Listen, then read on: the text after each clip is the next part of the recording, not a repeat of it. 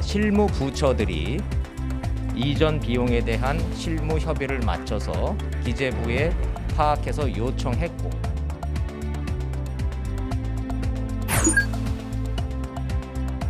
정책 집행자로서 관여를 한 적은 있지만 김현장이라는 제 사적인 직장에서의 관여된 바는 전혀 없습니다.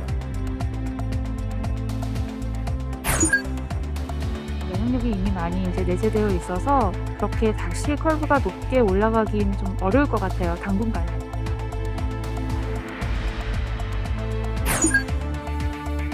총 한 10명 조금 더 되는 것 같은데 저희는 잘 모르겠어요. 저희가 알 수가 없어요.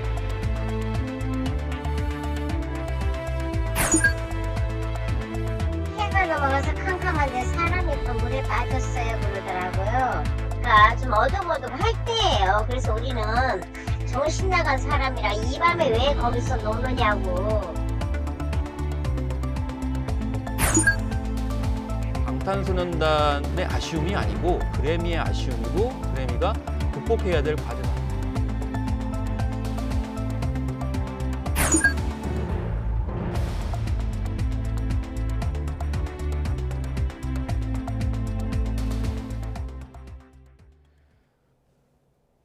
네, 시청자 여러분 안녕하십니까? YTN 뉴스나이트 시작합니다. 한덕수 국무총리 후보자의 첫 출근길에 기자들이 몰렸죠. 한 총리 후보는 이 자리에서 나라의 부채가 너무 빨리 증가하고 있다고 우려를 밝히기도 했습니다. 국채 발행이 필요한 윤석열 정부의 2차 추경 추진 방침에 이견을 보이는 것은 아닌지 여러 해석이 나오기도 했습니다. 잠시 뒤 포커스에서 다뤄보겠습니다. 네, 먼저 첫 소식 산불 속보부터 전해드리겠습니다. 경기 하남시 하감동에 있는 청량산에서 불이 났습니다. 소방당국이 대대적인 진화 작업을 벌이고 있습니다. 대규모 아파트 단지들과 인접한 곳이라 신고도 잇따라 접수되고 있는데요. 자세한 내용 취재기자 연결해 알아보겠습니다. 이경국 기자. 네, 사회부입니다. 네, 지금 진화 작업이 한창이라고요?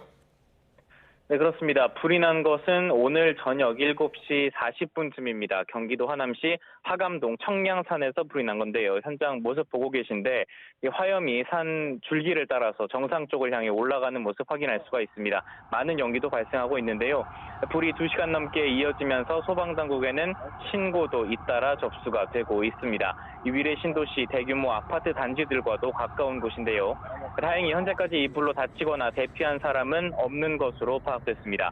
다만 현재까지 5,000제곱미터, 그러니까 한 1,500평 넘게 불에 탔고요. 이 불이 능선을 따라서 남한산성 북쪽 방향으로 확대 중인 것으로 파악되고 있습니다. 바람은 현재 아파트 단지 쪽이 아닌 산 정상 쪽을 향하고 있는데요. 바람이 거센 편은 아니지만 날씨가 건조해서 자칫 불이 더 확대할 가능성도 있어 보입니다. 소방당국은 현장에 헬기를 보내서 야간 정찰 활동을 진행하고요. 차량 20여 대 그리고 소방대원 등 100여 명을 투입해서 열띤 진화 작업을 벌이고 있습니다. 또 산 정상 반대편에도 차량이 배치되어 있는 상태입니다. 소방당국과 산림청은 이 진화 작업을 마치는 대로 정확한 화재 원인과 피해 규모를 조사한다는 계획입니다. 진화 작업 상황 확인되는 대로 다시 자세히 전해드리도록 하겠습니다. 지금까지 사회부에서 전해드렸습니다. 내일 열리는 국무회의에 대통령 집무실 이전을 위한 예비비 안건이 상정되지 않은 것으로 확인됐습니다. 안보 관련 부분에 대한 추가 검토를 하기로 했습니다. 청와대는 대신 조만간 임시 국무회의를 열어 최대한 빨리 처리한다는 방침입니다. 강희경 기자의 단독 보도입니다. 윤석열 대통령 당선인이 강력히 추진해온 대통령 집무실 용산 이전 관련 예비비 안건이 내일 국무회의에도 결국 올라가지 않게 됐습니다. 청와대 관계자는 몇 가지 추가로 확인할 것이 있어 상정이 미뤄졌다고 밝혔습니다. 다만 최대한 빨리 처리한다는 방침이라고 말했습니다. 정부는 예비비 가운데 안보 관련 부분에 대한 추가 검토가 필요하다는 결론을 낸 것으로 전해졌습니다. 이에 대해 행정안전부도 안보 문제 등에 대한 검토가 끝나는 대로 임시 국무회의를 열어서라도 예비비를 처리할 것이라고 설명했습니다. 규모에 대해서는 이미 합의가 이루어졌습니다. 윤 당선인이 처음 밝혔던 것과 달리 청와대와 당선인 측은 496억 원 가운데 300억에서 350억 원대 규모를 먼저 올리기로 했습니다. 안보 공백이 있어서는 안 된다는 청와대 방침을 존중해 합동참모본부 이전 예산 등을 제외하기로 한 것으로 전해졌습니다. 실무 부처들이 이전 비용에 대한 실무 협의를 마쳐서 기재부에 파악해서 요청했고 앞서 윤 당선인의 집무실 이전 방침은 대선 이후 청와대와 당선인 측의 신구 권력 충돌로 이어지며 전국을 마비시켰습니다. 지난달 가까스로 성사된 문재인 대통령과 윤 당선인의 첫 회동에서도 주요 의제로 다뤄졌고 문 대통령은 윤 당선인에게 예산을 면밀히 살펴 협조하겠다고 말했습니다. 지금 정부는 정확한 이전 계획에 따른 예산을 면밀히 살펴 협조하겠다 이렇게 말씀하셨습니다. 이후 지난달 31일부터 양측이 실무 협의를 진행한 결과 합의점을 도출한 겁니다.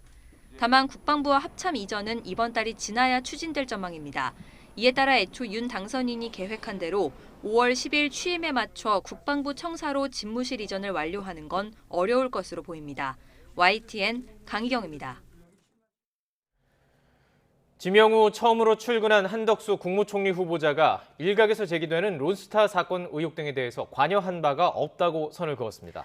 윤석열 당선인은 이번 주 경제부총리 후보자를 지명하고 이어 다음 주 안에 내각 인선을 마무리 지을 전망입니다. 박석영 기자입니다.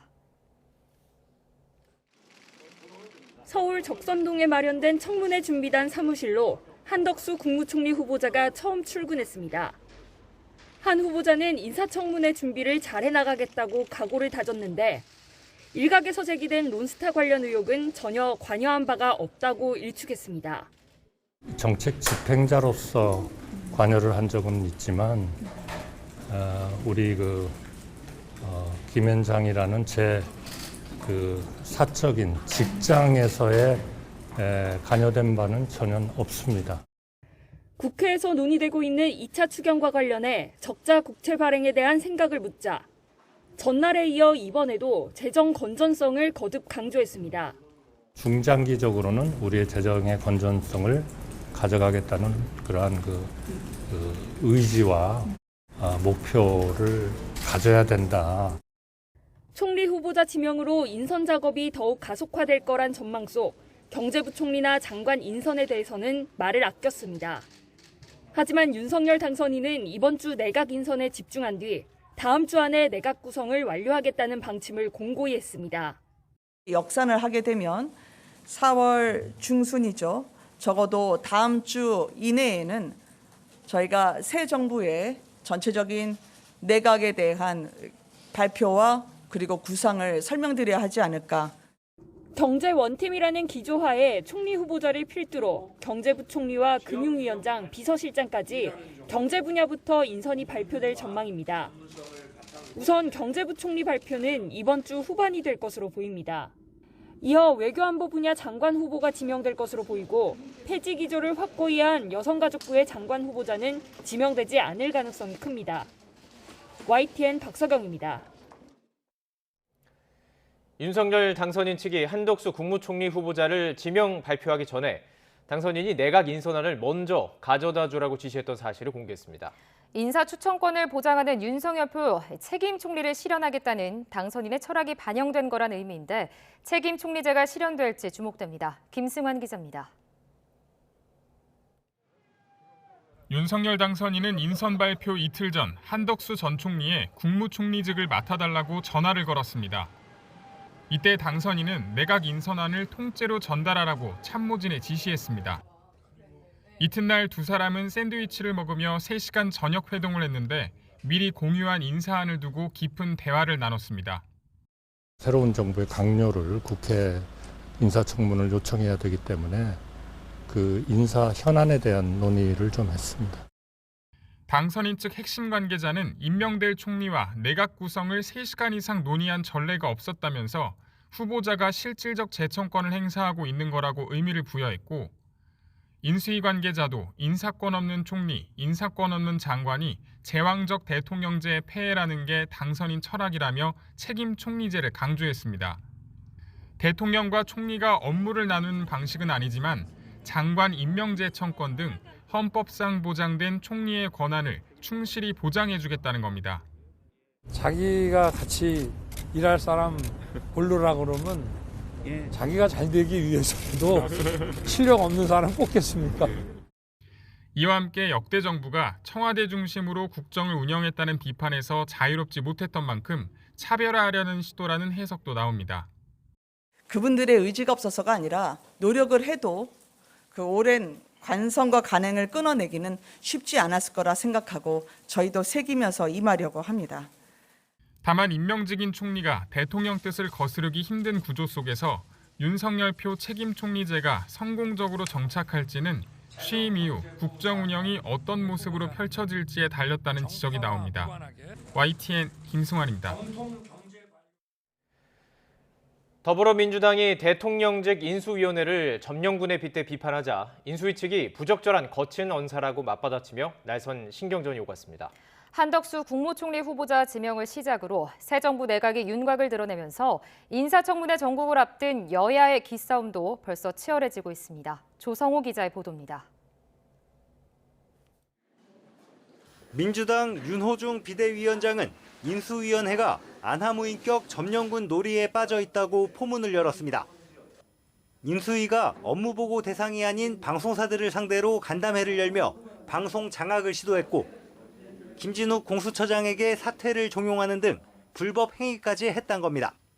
국정농단 수사 당시 직권남용 혐의를 광범위하게 적용했던 윤석열 당선인입니다. 당시 검찰이 잣대로 보면 인수위의 불법은 모두 구속 수사감입니다. 인수위는 불쾌감을 숨기지 않았습니다. 법과 원칙에 따라 새 정부의 큰 그림을 그리고 있다며 윤 비대위원장의 말은 상식을 벗어난 부적절한 언행이라고 반박했습니다. 부적절한 거친 표현으로 인수인계를 방해하고 심지어는 발목을 잡는 듯한 언행은 삼가해 주실 것을 다시 한번 정중히 촉구합니다. 그러자 윤 비대위원장은 인수위가 막말의 기준을 굉장히 낮추고 있다고 꼬집는 등 양보 없는 설전이 더해졌습니다. 민주당은 동시에 한덕수 국무총리 후보자를 비롯한 새 정부 내각 인선도 견제에 나섰습니다. 역대 정부에서 가졌던 이력은 중요치 않습니다. 국민들의 관심은 과거가 아니라 미래입니다. 대한민국이 직면한 위기를 해결할 수 있는 국정운영 철학과 역량을 갖췄는지가 핵심입니다. 곧장 인사청문 TF를 꾸리겠다면서 문재인 정부가 적용한 7대 인사검증 기준이 기본이라며 송곳 검증을 예고했습니다. 정의당도 저축은행 사태 책임과 론스타 사건 연루 의혹에 한 후보자가 책임 있는 입장을 밝혀야 한다고 요구했습니다. 반면에 국민의힘은 당리당략적 정치 공세와 공연한 트집 잡기는 검증이 아니라 발목 잡기에 불과하다고 맞섰습니다. 거대 의석으로 힘 자랑을 하려는 듯 벌써부터 청문회에서 몇 명 낙마시키고 우리 당 이름값 해야 된다는 말이 흘러나오고 있습니다. 전과 사범을 대선 후보로 내세웠던 민주당이 이제와 다른 도덕성 기준을 요구하는 건 내로남불이라며 이재명 전 후보까지 소환해 엄호에 나섰습니다. 총리 후보자 한 명 갖고도 기싸움이 벌써 치열한 양상입니다. 지방선거까지 앞둔 상황에서 인사청문회 전국에 들어서면 여야 공방은 수위가 더욱 높아질 수밖에 없어 보입니다. YTN 조성호입니다. 윤석열 대통령 당선인은 인수위원들은 국민의 공복이고 머슴이라며 유능하고 일 잘하는 정부를 거듭 강조했습니다. 코로나19 극복과 시장 경제의 역동성 회복 등 대선 당시 주요 공약이 녹아있는 국정과제 초안도 점검했습니다. 조은지 기자입니다. 대통령직 인수위원회 기획위원들과의 상견례 자리에서 윤석열 당선인은 거듭 똑똑한 정부를 강조했습니다. 우리는 국민의 공복이고 국민의 머슴입니다. 기민하면서 일 잘하고 아주 똑똑하고 유능하게 하는 것입니다. 그것 말고 뭐가 있겠습니까? 청년 기획위원들에게도 힘을 실었는데 대통령실과 내각, 정부 여러 기관에 청년들이 함께 공부하고 참여해야 한다면서 현장에서 제대로 참여할 기회를 만들겠다고 밝혔습니다. 앞서 윤 당선인은 한국 보도사진 개막전에 참석해 사진 몇 장이 사회와 역사를 변화시킨다며 투혼과 철학이 담긴 작품이라고 말했습니다. 고 전두환 씨 생전 마지막 모습이 된 연희동 골목 산책 사진과 대선 당시 어퍼컷 모습 등을 관람했는데 특별한 언급은 하지 않았습니다. 이분이 전두환 대통령이죠. 이 사진 찍고 얼마 있다가 돌아가신 거예요. 향후 윤석열 정부의 청사진이 될 국정과제 초안도 인수위원회 테이블에 올랐습니다. 윤 당선인이 선거 기간부터 줄곧 강조해온 코로나19 극복과 디지털 플랫폼 정부 구현, 국민통합과 각종 규제 개혁 등이 포함된 것으로 알려졌습니다. 인수위는 6개 분과별로 다시 논의를 거쳐 이달 말 최종안을 마련해 다음 달 초 윤 당선인이 직접 발표한다는 계획인데 안철수 인수위원장은 양보다 질을 강조했습니다. 100개 이상 이렇게 나열식으로 국정과제를 하는 경우가 있었습니다. 더 집중해서 30대 과제 또는 50대 과제를 놓고 거의 모두 다 우리가 약속을 지키는 그런 것이 저는 바람직한 인수위원회의 일이 아닌가. 윤석열 정부가 노동연금 개혁을 최우선 국정과제로 선정했다는 일부 보도가 있었지만 인수위는 순서를 매긴 문건 형태는 아직 나오지 않았다고 선을 그었습니다. YTN 조은지입니다. 안철수 인수위원장이 최근 세계 공급망 위기에 대응해서 전기와 가스 요금을 한시적으로 동결하겠다고 강조했습니다. 이와 함께 인수위원회는 청와대나 내각으로 가는 징검다리가 아니라며 내부 기강 잡기에도 나섰습니다. 김태민 기자의 보도입니다. 안철수 인수위원장은 네 번째 전체 회의를 주재하며 시급한 민생 현안으로 원자재 수급 문제를 꼽았습니다. 최근 러시아의 우크라이나 침공 사태로 세계 공급망 위기가 빚어지며 원자재 가격이 폭등하고 있기 때문입니다. 그러면서 현 정부를 향해 공급망 다양화로 지난해 요소수 사태 같은 일이 재발하지 않도록 해달라고 당부했습니다. 산업 현장이 원활하게 돌아갈 수 있도록 현 정부는 다양한 원자재 수급 문제의 실태를 파악하고 만전을 기해 주시기 바랍니다. 이와 함께 산업계를 돕기 위해 가스와 전기요금을 한시적으로 동결하거나 인상폭을 최소화해야 한다고 강조했습니다. 공기업 경영 부실화에 대한 우려보단 국민이익이 먼저라고 단호하게 선을 그은 겁니다. 공기업 주주들의 이익도 중요합니다. 그렇지만 공기업은 국민의 이익을 최우선으로 해야 하는 것이 존재 이유이기 때문입니다. 안 위원장은 또 출범 보름여를 맞은 인수위원회 내부 기강 잡기에도 나섰습니다. 인수위는 청와대로 가는 징검다리나 내각으로 가는 지름길이 아니라면서 이런 이야기를 빗대 경고했습니다. 누구에게 줄을 대야 하는지 서로 정보 교환하느라 옥상이 붐빈다고 합니다.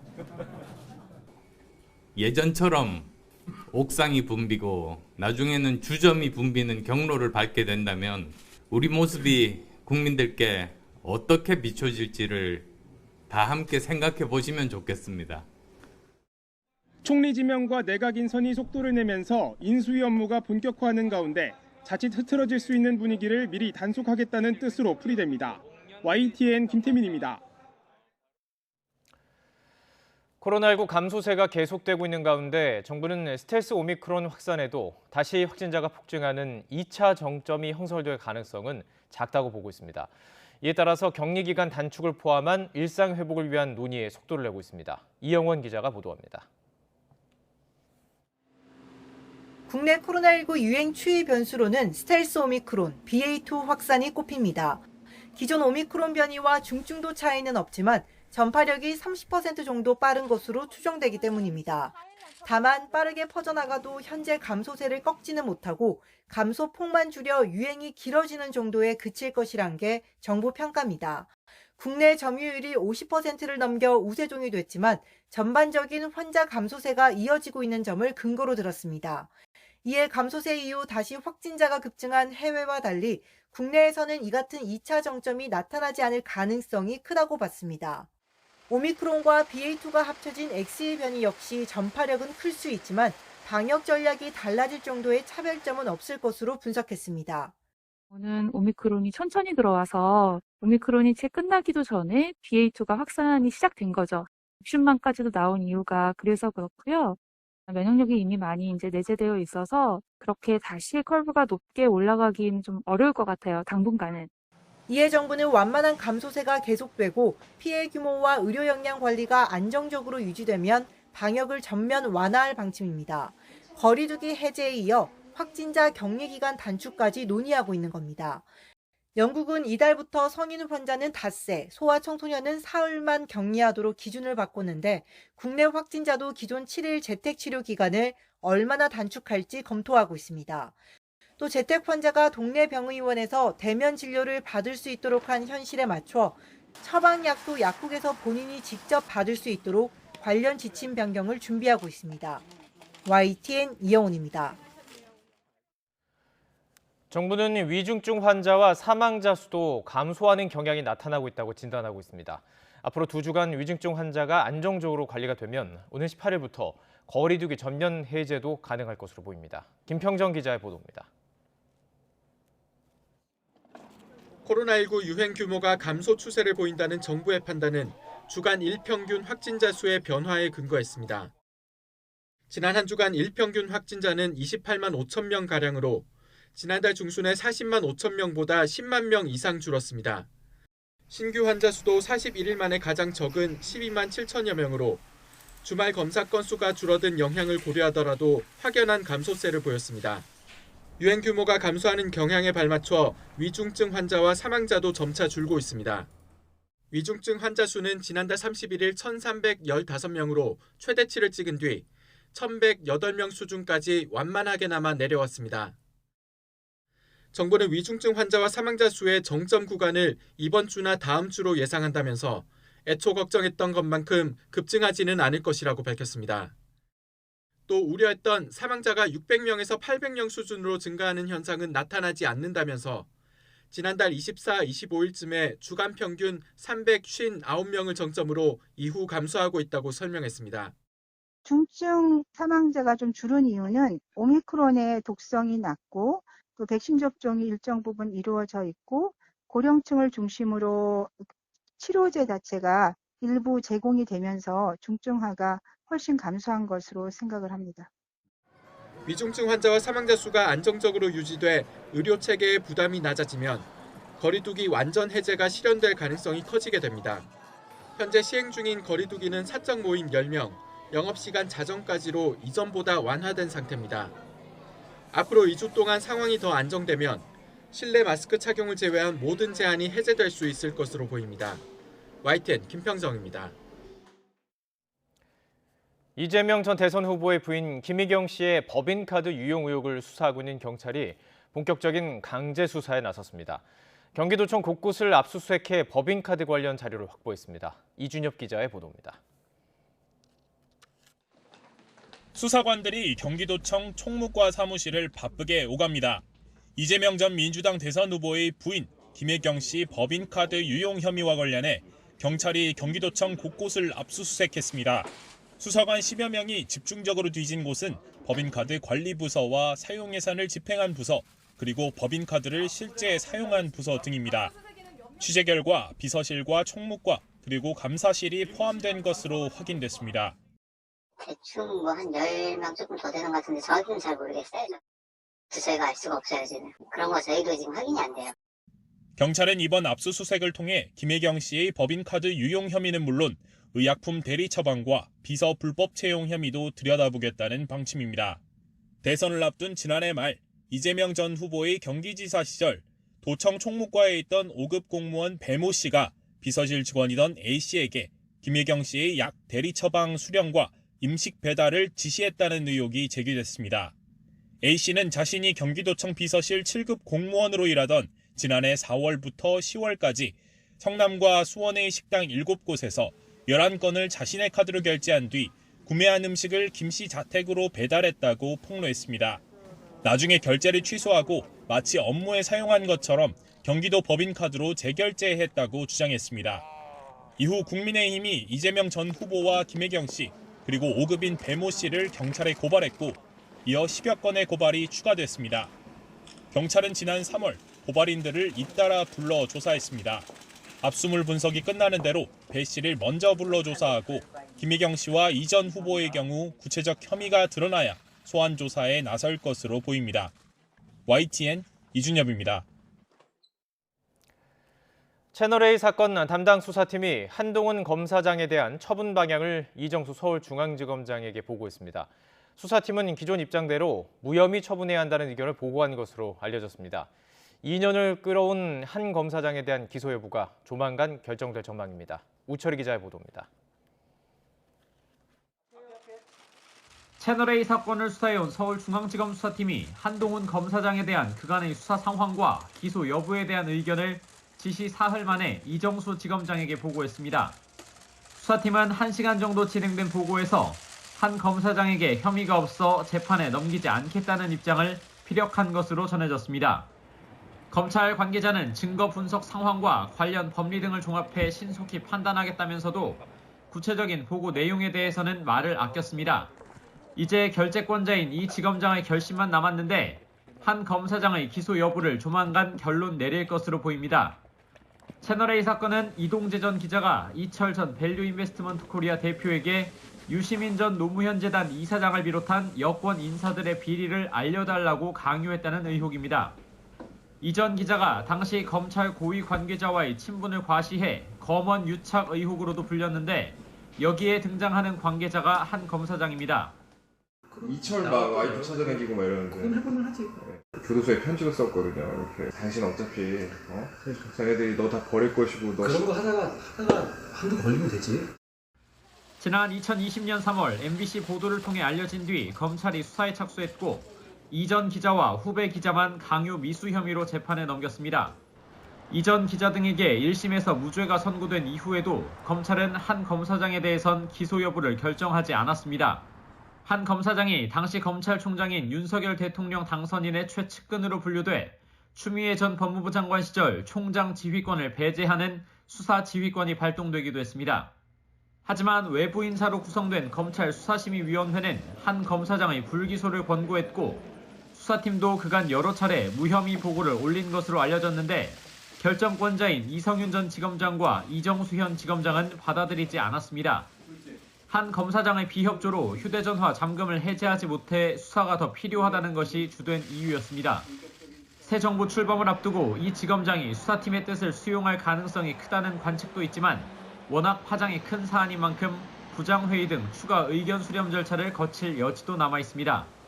또 박범계 법무부 장관이 검찰총장 지휘권 복원을 통해 한 검사장을 표적으로 한 수사 지휘권을 발동할 가능성도 완전히 배제할 수는 없는 상황입니다.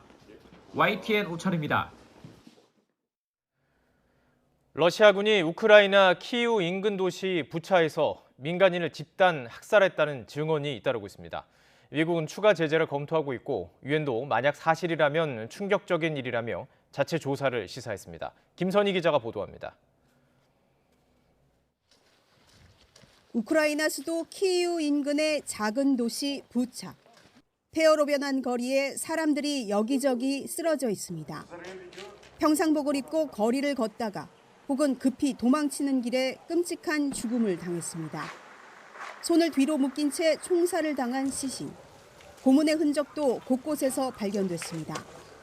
주민들은 러시아군이 키이우에서 철수하기 전 이유 없이 민간인을 총으로 쐈다고 비난했습니다. Ішов брати дрова, і відки не візьмись, вони почали стріляти.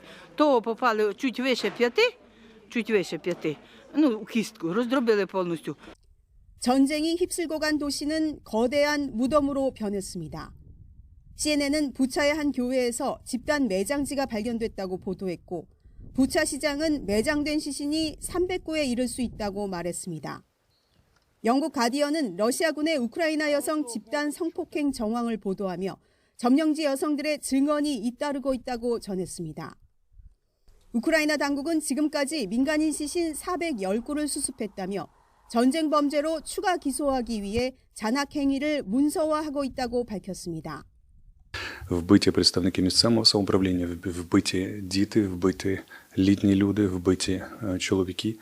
У багатьох з них зав'язані руки, сліди катувань. 미국은 부차 학살과 관련해 추가 제재를 검토 중이라고 워싱턴 포스트가 보도했습니다. 명백한 증거가 나오면 러시아와 무역을 이어가고 있는 나라에 대한 2차 제재를 비롯해 광물, 운송, 금융 분야에 추가 제재가 거론됩니다. 유엔도 민간인 학살 의혹이 제기된 데 대해 사실이라면 충격적인 일이라며 유엔 차원의 조사를 시사했습니다. 하지만 러시아는 부차에서 민간인 집단 학살 의혹을 전면 부인하고 있습니다.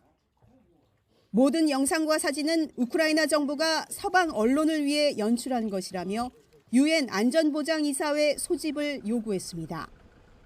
YTN 김선입니다. 볼로디미르 젤렌스키 우크라이나 대통령이 오는 11일 오후 국회 화상연설을 갖습니다. 국회 외교통일위원회는 젤렌스키 대통령의 국회 화상연설이 더불어민주당 이광재 외통위원장의 제안으로 성사돼 11일 오후 5시 국회 도서관 대강당에서 개최된다고 밝혔습니다. 앞서 젤렌스키 대통령은 현지 시각으로 지난달 16일 미국 의회에서 첫 화상연설을 하며 러시아와의 전쟁에서 국제 지지를 호소한 데 이어서 지난달 23일에는 일본 국회 연설에서 러시아가 사린 등 화학무기를 사용한 공격을 준비하고 있다는 보고를 받고 있다고 밝혔습니다. 지난 2019년 경기도 가평 계곡에서 생명보험금을 노리고 남편을 숨지게 한 혐의를 받는 부인과 내연남이 공개 수배된 지 엿새째입니다. 검찰은 시민들의 제보와 경찰 협조를 받아가며 수배범들의 소재 파악에 주력하고 있습니다. 정현우 기자의 보도입니다. 수심이 4m나 되는 경기도 가평 용소계곡 웅덩이입니다. 사고가 잦은 위험한 곳이라는 현수막이 걸린 이 계곡에서 지난 2019년 6월 사망사고가 났습니다. 헤엄칠 줄 모르는 39살 남성 윤모 씨가 물속에 뛰어들었다가 숨진 겁니다. 안전장비 착용 없이 다이빙을 해서 인명피해가 났다는 안내문이 서 있습니다. 윤 씨가 사망하고 이렇게 세워진 걸로 보입니다. 사고 현장엔 윤 씨의 부인 29살 이은혜 씨와 1살 어린 내연남 조현수 씨도 있었습니다. 하지만 둘은 윤 씨를 돕지 않았고 지역 주민의 신고를 받고 출동한 구조대가 윤 씨를 무트로 끌고 나온 것으로 파악됐습니다. 전후 사장은 이제 출동 부서하고 얘기를 좀 했는데 육상으로 인양. 네, 요거는 맞는 것 같습니다. 그 당시에 그렇게 쓰셨기 때문에. 당시 직접 신고한 주민은 YTN과의 통화에서 밤 8시를 넘긴 어두운 시각, 계곡에 있던 일행이 의심스러웠다고 설명했습니다. 해가 넘어가서 캄캄한데 사람이 물에 빠졌어요 그러더라고요. 그러니까 좀 어둑어둑 할 때예요. 그래서 우리는 정신 나간 사람이라 이 밤에 왜 거기서 노느냐고. 사망사고 5개월 뒤 부인 이은혜 씨는 윤 씨의 생명보험금 8억 원을 타려했지만 보험사로부터 거절당했습니다. 보험료를 못 내서 계약 효력이 상실되기 불과 4시간 전에 사망한 것으로 추정돼 사기가 아닌지 의심한 겁니다. 유족의 지인도 단순 변사가 아니라고 신고하면서 1년 넘게 경찰과 검찰 수사가 이어졌고 지난해 12월 부인 이은혜와 내연남 조현수는 소환조사에 불응한 뒤 돌연 행방을 감췄습니다. 추적에 어려움을 겪은 검찰은 지난달 30일부터 둘을 공개 수배하고 시민들 제보를 받아가며 수색을 이어가고 있습니다. 해외 도피를 막기 위해 이미 출국 금지 조치도 한 만큼 밀항하지 않았다면 국내에서 4개월째 도피 생활을 하고 있을 것으로 추정됩니다. 검찰은 두 사람을 알고 있거나 본 시민이 있으면 망설임 없이 제보해달라고 당부했습니다. YTN 정현우입니다. 계곡에서 남편을 빠뜨려 숨지게 한 혐의를 받는 부인과 내연남은 이전에도 비슷한 범행을 시도했다는 의혹을 받고 있는데요. 검찰은 행적을 감춘 두 사람을 추적하면서 과거 범행 시도와 여러 의혹에 대해서도 수사를 이어가고 있습니다. 김대경 기자입니다. 용인시 처인구의 한 낚시터. 지난 2019년 5월 가평 계곡살인 사건 피해자 윤모 씨가 아내 이은혜 씨, 내연남 조현수 씨 등과 함께 방문했던 것으로 알려진 곳입니다. 사망사고 한 달 전 윤 씨가 이곳 낚시터에서도 물에 빠지는 사고를 당했다는 증언이 나왔습니다. 당시 윤 씨는 술을 많이 마신 상태에서 부인 이 씨와 말다툼을 벌였고 얼마 되지 않아 내연남 조 씨와 함께 물에 빠졌습니다. 당시 현장에 있던 A 씨의 구조로 겨우 물 밖으로 나온 윤 씨는 부인 이 씨에게 네가 나를 밀었다, 다 알고 있다고 말했던 것으로 전해졌습니다. 살해 시도 정황이 드러난 결정적 증언인 셈입니다. 검찰은 지난 2월 해당 진술과 통화 내역 분석 등을 토대로 이곳에서 현장 수사도 벌인 것으로 확인됐습니다. 검찰에서도 왔다 갔어요. 이 사람들 봤냐 그러는데 지금은 저도 예전에 사람을 많이 기억하는 편인데 우리가 마스크를 안 썼을 때는 이게 봐도 참. 이들은 이보다 석 달 앞선 지난 2019년 2월엔 강원 양양군 펜션에서 남편 윤 씨에게 보거피 등을 섞은 음식물을 먹여 살해를 시도했다는 의혹도 함께 받습니다. 온라인상에서는 과거 부인 이은혜 씨와 교제하던 남성 2명이 각각 교통사고와 스노클링 사고로 의문사했다는 내용까지 퍼지면서 보험금을 노린 상습 범행 가능성에 무게가 쏠리고 있습니다. 이와 함께 과거 이들이 성매매 관련 일을 했다는 의혹도 제기됐습니다. 검찰은 잠적한 두 사람의 신병을 확보하는 대로 추가로 제기된 여러 의혹에 대해서도 수사를 이어간다는 방침입니다. YTN 김대겸입니다. 국내에서 가장 긴 충남 보령 해저터널에서 자동차 경주를 한 20대들이 경찰에 붙잡혔습니다. 재미삼아 호기심에 그랬다는데 이들에게 최고 징역 2년의 형벌이 내려지는 혐의가 적용됐습니다. 이문석 기자입니다. 새벽 시간 충남 보령 해저터널 앞. 승용차 3대가 속도를 늦춘 채 터널에 진입합니다. 앞차가 깜빡이를 켜고 멈추자 뒤따르던 차들이 따라서 정지합니다. 위험하게 1, 2차로를 막고 선 차들. 그 자리에서 30초간 멈춰 있다가 갑자기 속도를 내 2km를 질주했습니다. 앞차가 손수건을 흔들며 차를 세우는 등 위험천만 자동차 경주는 3번이나 이어졌습니다. 이 과정에 시속 70km인 규정 속도를 훨씬 초과해 운전한 거로 조사됐습니다. 경찰은 도로교통법 공동위험행위 금지 위반 등의 혐의로 화면 속 차량 운전자 3명을 붙잡아 검찰에 송치했습니다.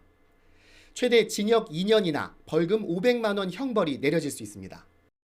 동네 선후배 사이인 피의자들은 바닷속으로 깊이 뚫린 도로가 신기해서 재미삼아 자동차 경주를 했다고 경찰에 말했습니다. 지난 2월에도 같은 해저터널에서 사진을 찍는다며 차를 멈추고 후진하는 등 위험 행위를 한 3명이 경찰에 입건됐습니다.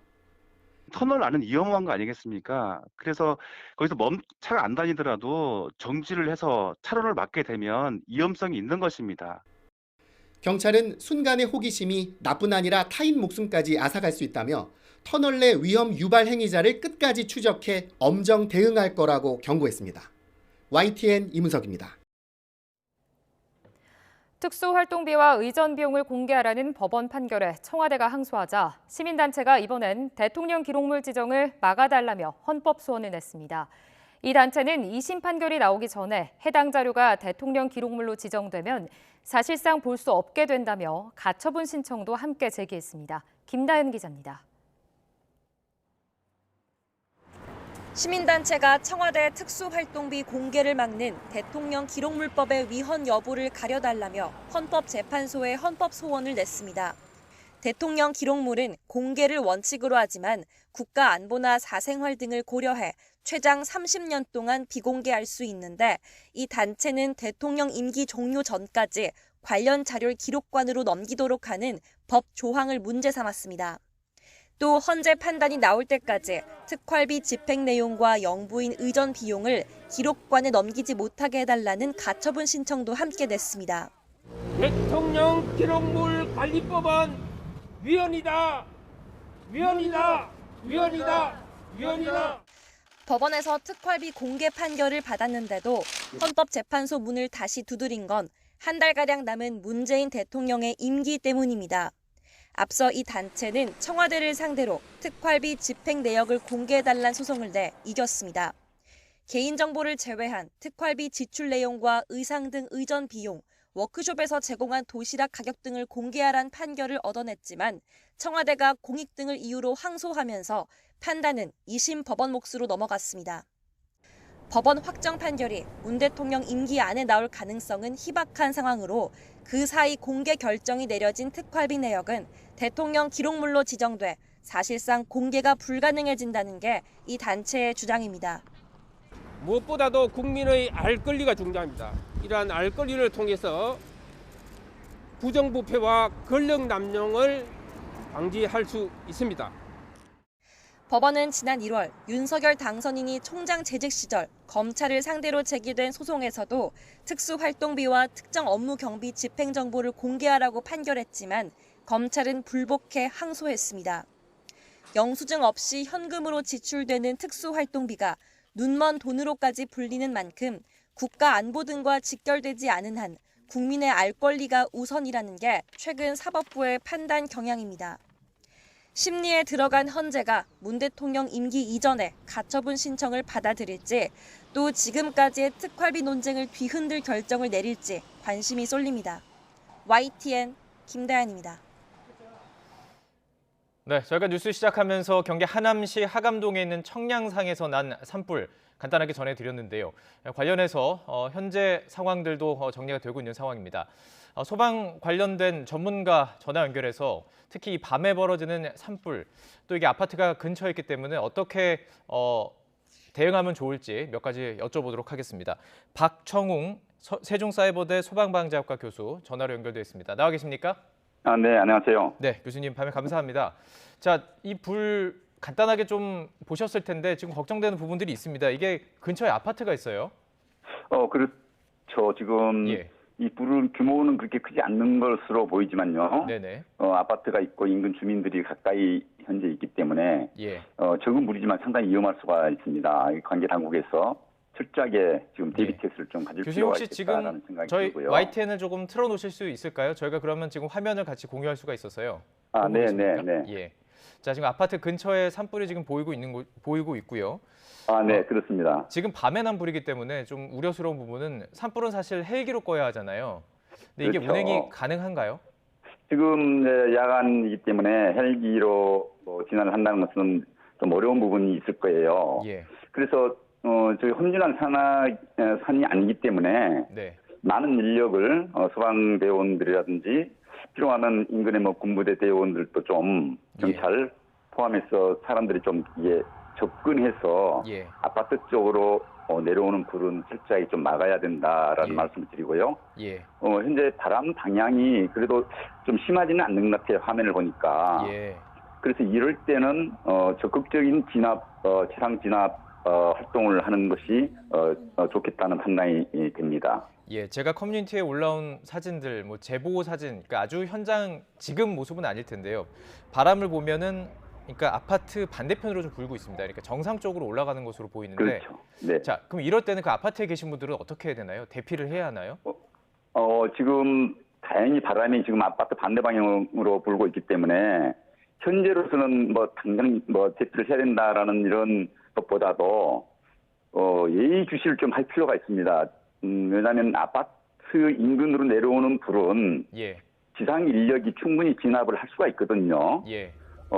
소방차가 접근이 안 되면은 호스를 연결해서 이런 방법을 써서라도 아파트 쪽으로는 어떻든 간에 불길이 내려오지 않도록 막아야 되는 것이고 아파트 주민들은 이런 당국의 조치 사항에 대해서 예의주시하고 필요하면 이제 대피를 해야 될 텐데 아직은 대피할 사항은 아닌 것 같다 이런 판단이 들고요. 어떻든 아파트 쪽으로 내려오는 그 불길은 지상 소방대원들이라든지 경찰을 동원해서 막아야 된다고 봅니다. 저희가 사진으로 보면 그래서인지 지금 소방차들이 경계선을 치고 지금 작업을 하고 있는 것으로 보여요. 소방차들이 모여 있는 모습이 도로 쪽에 보이는데. 그럴 겁니다. 교수님, 그렇다면은 혹시라도 이게 대피 명령이 내려지면 이런 거 어디서 할 수 있습니까? 119로 전화를 해보면 알 수 있나요? 119로 전화해도 이제 당연히 알 수 있는 것이고요. 신속하게 알려면 119로 전화하는 게 좋겠죠. 그렇지만 저기 시청에서 성남시가 되겠죠. 일단 서울하고 이렇게 연계가 되고 하남하고도 연계가 되기 때문에 시청에서 주관이 돼가지고 대피 명령을 내려야 되고 또 이제 산림청에서도 아마 지금 현장에 나가 있는 것으로 알고 있고요. 그래서 이런 관계 당국들이 좀 협조 체계를 유지해가지고 주민들의 안전을 최우선적으로 해가지고 대피를 할 필요가 있다 하면은 과감하게 대피 명령을 내려야 된다. 이 말씀도 좀 드리고 싶습니다. 지금 저희 그 영상을 보면은 그 불이 난 모습들, 제보 사진들이 좀 보입니다. 지금 영상으로 확인할 때는 상당히 불이 거세 보이고 보통 저희들이 산불을 보면은 불이 보이기보다는 연기가 보이는데 불이 보이거든요. 이 정도면 규모가 꽤 큰 거 아닌가요? 그렇죠. 이제 야간이다 보니까 불이 더 이제 크게 보일 수도 있지만요. 현재로서는 그렇게 화재가 큰 화재는 아닌 것 같아요. 일단 불길은 좀 크게 보이지만 이럴 때는 어떻든 적극적인 진압 활동이 이제 현장에서 이루어져야 되는 것이고요. 다행히 이제 바람이 그렇게 심하지 않기 때문에 번지는 속도도 좀 이렇게 빠르게 번지지는 않는 것 같고 그래서 관계 당국끼리 협의를 해서 신속하게 진압 활동을 적극적으로 하는 것이 좋겠다는 판단이 됩니다. 알겠습니다. 교수님, 지금 어떻게 보시면 이게 어려운 질문인 건 맞는데요. 이게 그럼 언제 정도 불 끄는데 얼마 정도 시간이 걸릴 거로 소요된다고 보십니까? 산불은 이 시간을 예측할 수가 없습니다. 왜냐하면 적은 불씨까지 다 완전히 진압을 해야지만 그게 완전 진화가 되는 것이거든요. 완전, 그렇게 하기까지는 시간이 꽤 많이 걸릴 것으로 보고요. 그렇기 때문에 많은 소방 인력이 현장에 적절하게 배치되고 또 교대 인력이 투입돼서 효율적인 현장 운영이 돼야만 될 것으로 생각이 됩니다. 기상 상황은 어떻게 보십니까? 지금 불을 끄는 데 좀 도움이 되는 상황입니까? 아니면 안 좋은 상황입니까? 지금 상황은 불을 끌 수가 있을 것 같아요. 다행히 지금 기상 상태는 그렇게 산불을 진압하는데 어려움을 주고 있지는 않는 것 같거든요. 예. 그래서 진압 활동하는 데에는 큰 무리가 없을 것으로 보여집니다. 예, 예.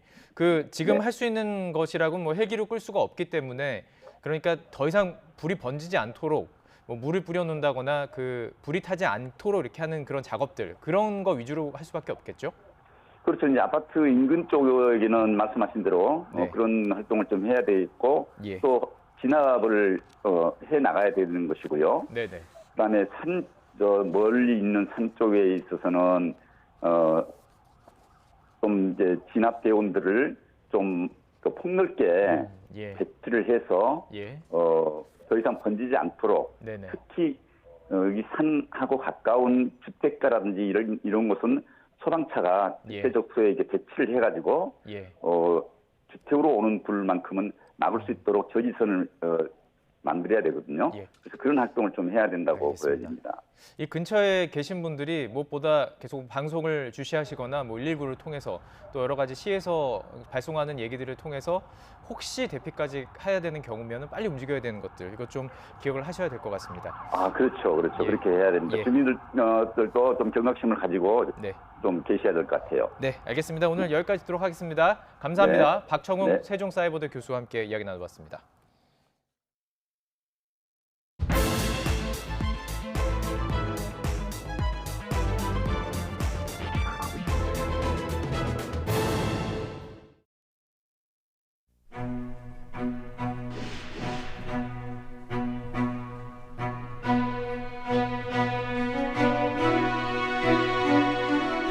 임명장 한덕수 국무총리의 임하 2007년 4월 3일 우리 경제를 활성화시키고 일자리를 창출하고 민생을 안정시키도록 하겠습니다.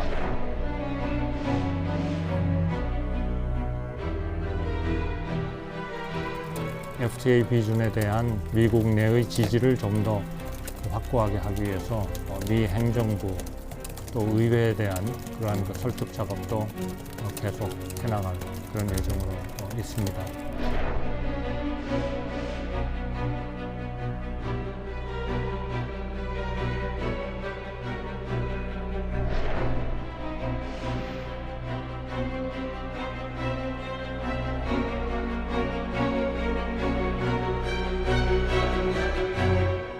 역대 정부에서 가졌던 이력은 중요치 않습니다.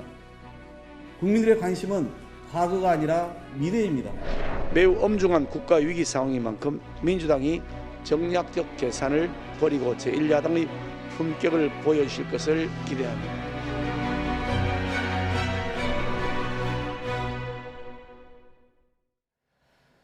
네, 새 정부 초대 국무총리에 지명된 한덕수 전 총리가 본격적인 인사청문회 준비에 들어갔습니다. 이와 동시에 내각 구성에도 속도가 붙을 전망입니다. 이런 가운데 민주당이 송곳 검증을 예고하면서 여야 간의 신경전도 이어지고 있습니다. 나이트포커스 오늘 최진봉 성공회대 교수, 장성호 건국대 미래지식교육원장 함께 이 관련 내용부터 짚어보도록 하겠습니다. 어서 오십시오. 네, 안녕하세요. 안녕하세요. 예, 산불이 있어가지고요. 저희가 조금 늦게 좀 시작하게 됐습니다. 기다려주셔서 감사하고요. 자, 본격적으로 이제 얘기를 좀 들어가 보도록 하겠습니다. 한덕수 전 총리가 지명이 됐고 오늘 첫 출근길에 이제 기자들의 질문을 이제 이렇게 이야기들을 주고 받았어요. 긴 시간은 아니었지만 짧지만 그 뭐 경제 철학이라든지 국정 철학을 좀 느끼시는 부분들이 있었어요. 어떻게 보셨습니까? 그렇죠. 그러니까 일단 뭐 본인은 청문회 준비 열심히 하겠다라고 얘기를 했고 말씀하신 것처럼 몇 가지 경제 철학을 얘기했는데 그 중에 하나가 뭐냐면 그 재정을 좀 안정적으로 운영하고 싶다 이런 얘기를 했어요. 네. 그러니까 기본적으로 예. 재정 건전성 강화를 강조를 했고 또 하나는 이제 주택 문제 관련해서도 사실은 재개발 재건축에 동의를 하지만 속도 조절이 필요하다는 그런 뉘앙스의 말을 했거든요. 예. 이 두 가지 말은 사실은 지금 윤석열 당선인의 추진하고 있는 공약과 약간의 이제 거리감이 좀 있는 부분이 있어요. 그러면 어떻게 조율할지는 제가 모르겠습니다만. 네네. 그래서 그런 부분은 이제 본인이 총리로서 역할하는 부분에 있어서 조금 더 본인의 목소리를 내겠다는 의지를 표현하는 게 아닌가 하는 생각은 듭니다. 그래서 뭐 저분이 한덕수 전 총리 같은 경우에 뭐 전 정권 뭐 보수 진보를 가리지 않고 거의 모든 정권에서 중요한 직책들을 다 맡아왔잖아요. 관리형 총리라고 하는 이미지가 강한데 이번에는 정말 책임 총리로서 역할을 할 수 있을지 하는 부분을 지켜봐야 될 것 같고 정말 본인의 목소리를 내면서 정말 경제 정책이든 아니면 부동산 정책이든 이런 부분에 있어서 좀 강한 이미지를 인상을 줄 수 있는 그런 정도의 정책을 추진할 수 있을지는 좀 지켜봐야 될 걸로 생각이 됩니다. 얘기를 좀 나눠봤는데요. 이 발언을 직접 들어보고 계속 이야기를 나눠가면 좋을 것 같습니다. 발언 듣고 와서 장기수께서 질문 드리도록 하겠습니다. 오늘 한덕수 총리 후보자 기자들을 만나서 이렇게 얘기했습니다. 직접 들어보시죠. 중장기적으로는 우리의 재정의 건전성을 가져가겠다는 그러한 그 의지와 목표를 가져야 된다. 그래야 단기적으로 우리가 조금 그 재정의 압박을 받더라도 이 문제가 국내외적으로 수용이 될 수 있다. 그렇기 때문에 단기적으로도 최대한 우리가 그 차입이 아닌 쪽에서 지출의 구조조정이라든지 이런 쪽에서 좀 잘 효율적으로 좀 조정을 할 수 있으면 그런 부분이 조금 우선됐으면 좋겠다 하는 그런 생각을 가지고 있습니다. 공급을 늘린다는 차원에서는 적극적으로 이거를 추진을 해야 되지만 그런 와중에서 다소 가격들이 좀 불안해지는 그런 부작용이 있을 수 있다 하는 것을 조금 염두에 두고 체계적으로 정책을 해야 된다. 그런 말씀을 드린 겁니다. 필요하지 않다는 게 아니라 필요하고 하여튼 조속히 그런 일들을 해야 함으로써 공급을 늘려야 되는데 물론 이 발언의 취지는 뭐 이해를 하죠. 그런데 어쨌든 지금 윤석열 당선인 측이 이야기하고 있는 것은 50조 추경이고요. 그리고 주택 공급 같은 것도 확 빨리빨리 늘리고 규제도 확 풀겠다 그런 내용들이 많았기 때문에 이게 뭐 물론 이제 인수위에서는 뭐 이견이 있는 것은 아니다라고 얘기했지만 그래 보이는 것도 사실인데요. 뭐 대통령 선거 기간 동안에 윤석열 후보가 뭐 재정 건전성, 문재인 정부의 재정 건전성이 악화됐다 상당히 비판했고 그래서 심지어는 재정 준칙을 마련하겠다 이렇게 또 강조도 하지 않았습니까? 이 상황에서 지금 총리 내정자께서는 자각력을 키워야 된다. 그리고 재정 건전성을 확보해야 되고 그리고 국제 수지를 흑자를 내야 되고 생산력 강화해야 된다. 이렇게 하면서 뭐 소득주도 성장도 비판하고 그리고 이제 탈원전 정책도 비판을 했지 않았습니까? 여기에서 지금 이제 국간에 들어가 보니까 이미 선거가 끝났지 않았습니까? 선거가 끝났기 때문에 이제는 눈을 실질적으로 우리가 운용할 수 있는 돈이 얼마인가 추경에 사실은 맞춰지는데 지난번에 50조 규모의 2차 추경을 지금 얘기하고 있지 않습니까? 그러나 이 한덕수 총리 후보자 같은 경우는 이런데 전문가이기 때문에 이것이 상당히 어렵다 이렇게 이제 생각이 들고 그래서 지금 계속 나오는 것이 재정 건전성 악화가 우려가 되기 때문에 이거에 맞춰서 앞으로 재정을 운용해야 된다 그런 차원에서 에드벌룬을 띄운다고 봅니다. 이것을 만약에 우리가 50조를 하고 싶었는데 이걸 우리가 스스로 못한다 이런 것보다도 민주당과 협의해서 이것을 적당히 이것을 합의를 함으로써 대선 공약이 파기됐다는 그런 인식을 버려야 되지 않겠습니까? 이런 상황에서 실질적으로 국내 총생산의 2.4% 정도가 50조인데 이런 것들을 어디서 끌어올 수 있는 데가 없고 그리고 우리 본 예산이 607조이지 않습니까? 이 중에서 절반은 사회복지 예산이고 그리고 절반은 인건비 예산이고 그리고 나머지 뭐 계속 사업 예산이 거의 대부분이기 때문에 삭감할 수 있는 것이 없고 기껏해야 삭감할 수 있는 것이 한국판 뉴딜 사업인데 이 한국판 뉴딜 사업은 민주당 특히 이제 문재인 정부의 간판 2027년까지 2025년까지죠. 간판 정책 아니겠습니까? 여기서 그린 뉴딜에서 손본다 하더라도 12조 원밖에 안 되기 때문에 여기서 이것을 가져올 수가 없다고 판단이 돼서 지금 한덕수 총리 내정자는 재정 건전성 얘기를 계속 얘기를 하면서 이런 현실을 국민들이 이해를 해야 된다 이렇게 생각이 들고 그러기 위해서는 뭐 이런 어떤 예산 구조를 조정하기 위해서는 선 지출 구조 조정을 해야 되는데 방금 제가 말씀드렸듯이 10조밖에 나올 수밖에 없다. 그럼 40조를 최대한 해봤자 10조 정도. 40조를 어디서 가져오겠습니까? 그런 것들은 적자 국채 발행을 해야 되는데 적자 국채 발행하는 것 자체가 지금 윤석열 당선인의 대선 공약과 바로 어긋나는 것 아니겠습니까? 예. 그런 것들이 상당히 어렵기 때문에 지금 당초에 야심차게 얘기했던 50조 추경 이런 것들과 지금 재정 건전성 얘기를 지금 내정작해서 한다는 것은 그런 것들을 지키기 어렵기 때문에 예. 이것을 자꾸만 현실로 가서 여야가 이것에 대해서 좀 합의를 했으면 좋겠다. 예. 그런 취지로 가는 것이 아닌가 그렇게 저는 해석을 하고 싶습니다. 예. 한덕수 국무총리 후보자가 어쩌면 이제 실제 그 현실에서 국무총리가 됐을 때 이것을 어떻게 운영해야 되는 어떻게 보면 고민하고 있는 것으로도 보이는데 부동산 얘기도 좀 여쭤볼게요. 그러니까 부작용을 얘기한다는 것은 갑자기 뭐 규제를 풀었을 때 집값이 갑자기 오르거나 너무 또 공급을 갑자기 늘렸을 때 집값이 너무 떨어지거나 이런 걸 우려한다 그 얘기인가요? 그렇죠. 근데 그거보다도 먼저 그 한덕수 지금 후보자 같은 경우에는 그 재건축 문제를 좀 더 많이 얘기했어요. 그러니까 재건축 문제의 속도를 좀 줄이겠다고 그랬는데 그 말은 결국 지금 윤석열 당선인이 대선 기간 동안 했던 얘기와는 좀 상당히 좀 괴리감이 있습니다. 네. 왜냐하면 재건축을 공급을 확실히 풀겠다고 얘기했어요. 그래서 공급을 확실히 늘려서 집값 안정화를 이루겠다고 하는 게 윤석열 당선인이 계속 주장했던 주장이거든요. 사실은 윤석열 당선인이 당선되고 나서 그래서 집값이 들썩이고 있는 거예요. 왜냐하면 재건축 될 수 있다고 하는 기대감이 생기다 보니까 집값이 계속 뛰고 있는 거죠, 결국은. 그 문제 일정 부분 좀 속도 조절의 얘기를 하게 된 거예요. 저는 한덕수 총리 후보자의 말이 맞다고 개인적으로 생각하지만 문제는 뭐냐면 그러면 이제 당선인이 주장했던 그 공약을 어떻게 실현할 거냐의 문제가 발생하게 되는 거예요.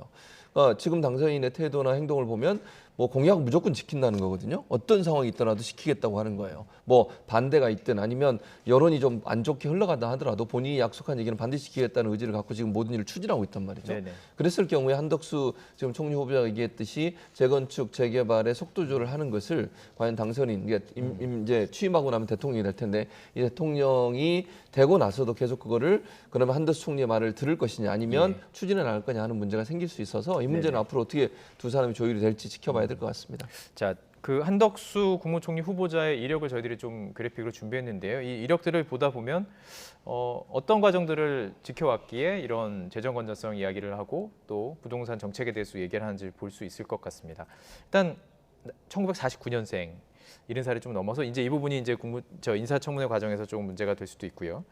행시 출신으로 경제학자로 쭉 살아왔습니다. 그리고 박사학위까지 받았고 그리고 지금 정부만 해도 4개 정부를 거쳐서 계속 경제 관련된 분야에서 일을 해왔습니다. 그것도 정책 분야에도 했었고 무역 현장에도 갔었고 모든 정책들을 지금 다 해왔단 말이에요.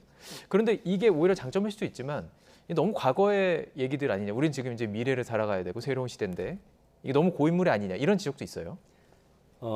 이제 당선인께서 정파와 무관하고 실력으로 그리고 뭐 물론 상징성이라든가 참신보다는 어떻게 보면은 고육지책인 면이 저는 상당히 강했다고 봅니다. 경력이 너무 화려하지 않습니까? 그리고 역대 정부마다 가장 핵심적인 부서를 지냈고 특히 역대 5번째죠. 뭐 2번의 총리까지 할 정도면 여러 가지 공무원으로서의 어떤 실력은 겸비했지만 그러나 어떤 상징성보다도 오히려 여러 가지 국회 인사청문 절차를 가장 최우선적으로 저는 고려한 그런 인사라고 생각이 들고 물론 여기에서 부수적으로 이제 풍부한 행정 경험도 있을 수 있고 그리고 지역성 어떤 통합적인 이미지도 있고 뭐 총리는 그러지 않습니까? 뭐 탕평이라든가 지역 통합의 어떤 요소 상징적인 그리고 예를 들어서 박근혜 정부에서는 뭐 정호원 총리는 이제 법률인 출신 정호원 변호사 출신이기 때문에 법치적인 상징성이 있었고 윤석열 후보가 검찰만 27년을 했기 때문에 사실은 풍부한 행정 경험이 없지 않습니까? 그렇기 때문에 사실은 윤석열 대통령 당선인한테는 가장 적합한 그런 인물이지만 그러나 어떤 특별한 어떤 색깔과 참신성은 좀 떨어지는 것이 아닌가 이렇게 생각이 들고 물론 공무원을 했기 때문에 도전적이고 창의적이고 창조적 파괴적인 그런 것들은 좀 약할 가능성도 있고 그렇기 때문에 역대 정부에서 총리는 내각을 통할하지만 최고 통수권자인 대통령의 의지를 받아서 내각을 그대로 이끌어가는 그런 역할을 하는 것들이 총리의 가장 큰 역할 아니겠습니까? 그런 면에서 지금 제가 보기에는 그런 면을 봤을 때는 윤석열 당선인의 어떤 뭐 궁합이라고 할까요? 예. 뭐 여러 가지 아니면 파트너로서 네.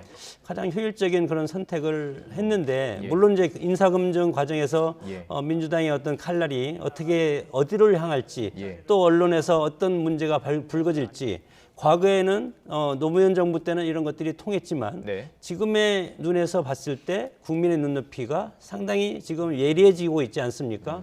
예. 그리고 지난 대선에 이어서 지방선거를 앞두고 있는 이 와중에 국민들이라든가 정치권 언론은 상당히 예리한 예. 그런 눈빛을 보고 지금 후보자를 겨누고 있기 때문에 예. 어떤 아주 과거에 같은 똑같은 문제지만 이것이 엄청나게 부풀려지고 크게 확대될 가능성이 상당히 크다. 예. 그렇기 때문에 인사청문회 결과조차도 저는 예측하면 안 된다. 그렇게 봅니다. 예측할 수 없군요. 자, 인사검증 이 부분인데 기자들의 질문에도 좀 나왔었고 이제 기사에서도 계속 다루고 있는 론스타 사건. 잘 기억을 못 하시는 분도 계실 거예요. 그러니까 이게 외환은행을 론스타가 헐값에 샀고 그랬죠. 거의 한 5조 원의 수익을 남기고 또 팔고 갔습니다. 먹튀를 그래서 했죠. 이제 좀 이제 뭐 이 현장에서 부르기는 먹튀 사건이다 이렇게 부른 사건 아니겠습니까? 일단 본인은 전혀 관여된 바가 없다라고 얘기하고 있지만 이게 영향을 좀 줄 수 있을까요? 그런 영향을 줄 수 있죠. 민주당 입장에서 당연히 이 문제를 많은 부분 할애해서 저는 질문을 할 거라고 봅니다. 그러니까 본인은 관여한 적 없다고 하죠. 김현장이라고는 그 법률 사무소에서 고문으로 일을 했고 그 네. 고문하면서 이분이 4년 4개월 동안 재직을 하셨더라고요. 예. 4년 4개월 동안 재직하면 18억 원의 임금을 받으셨어요.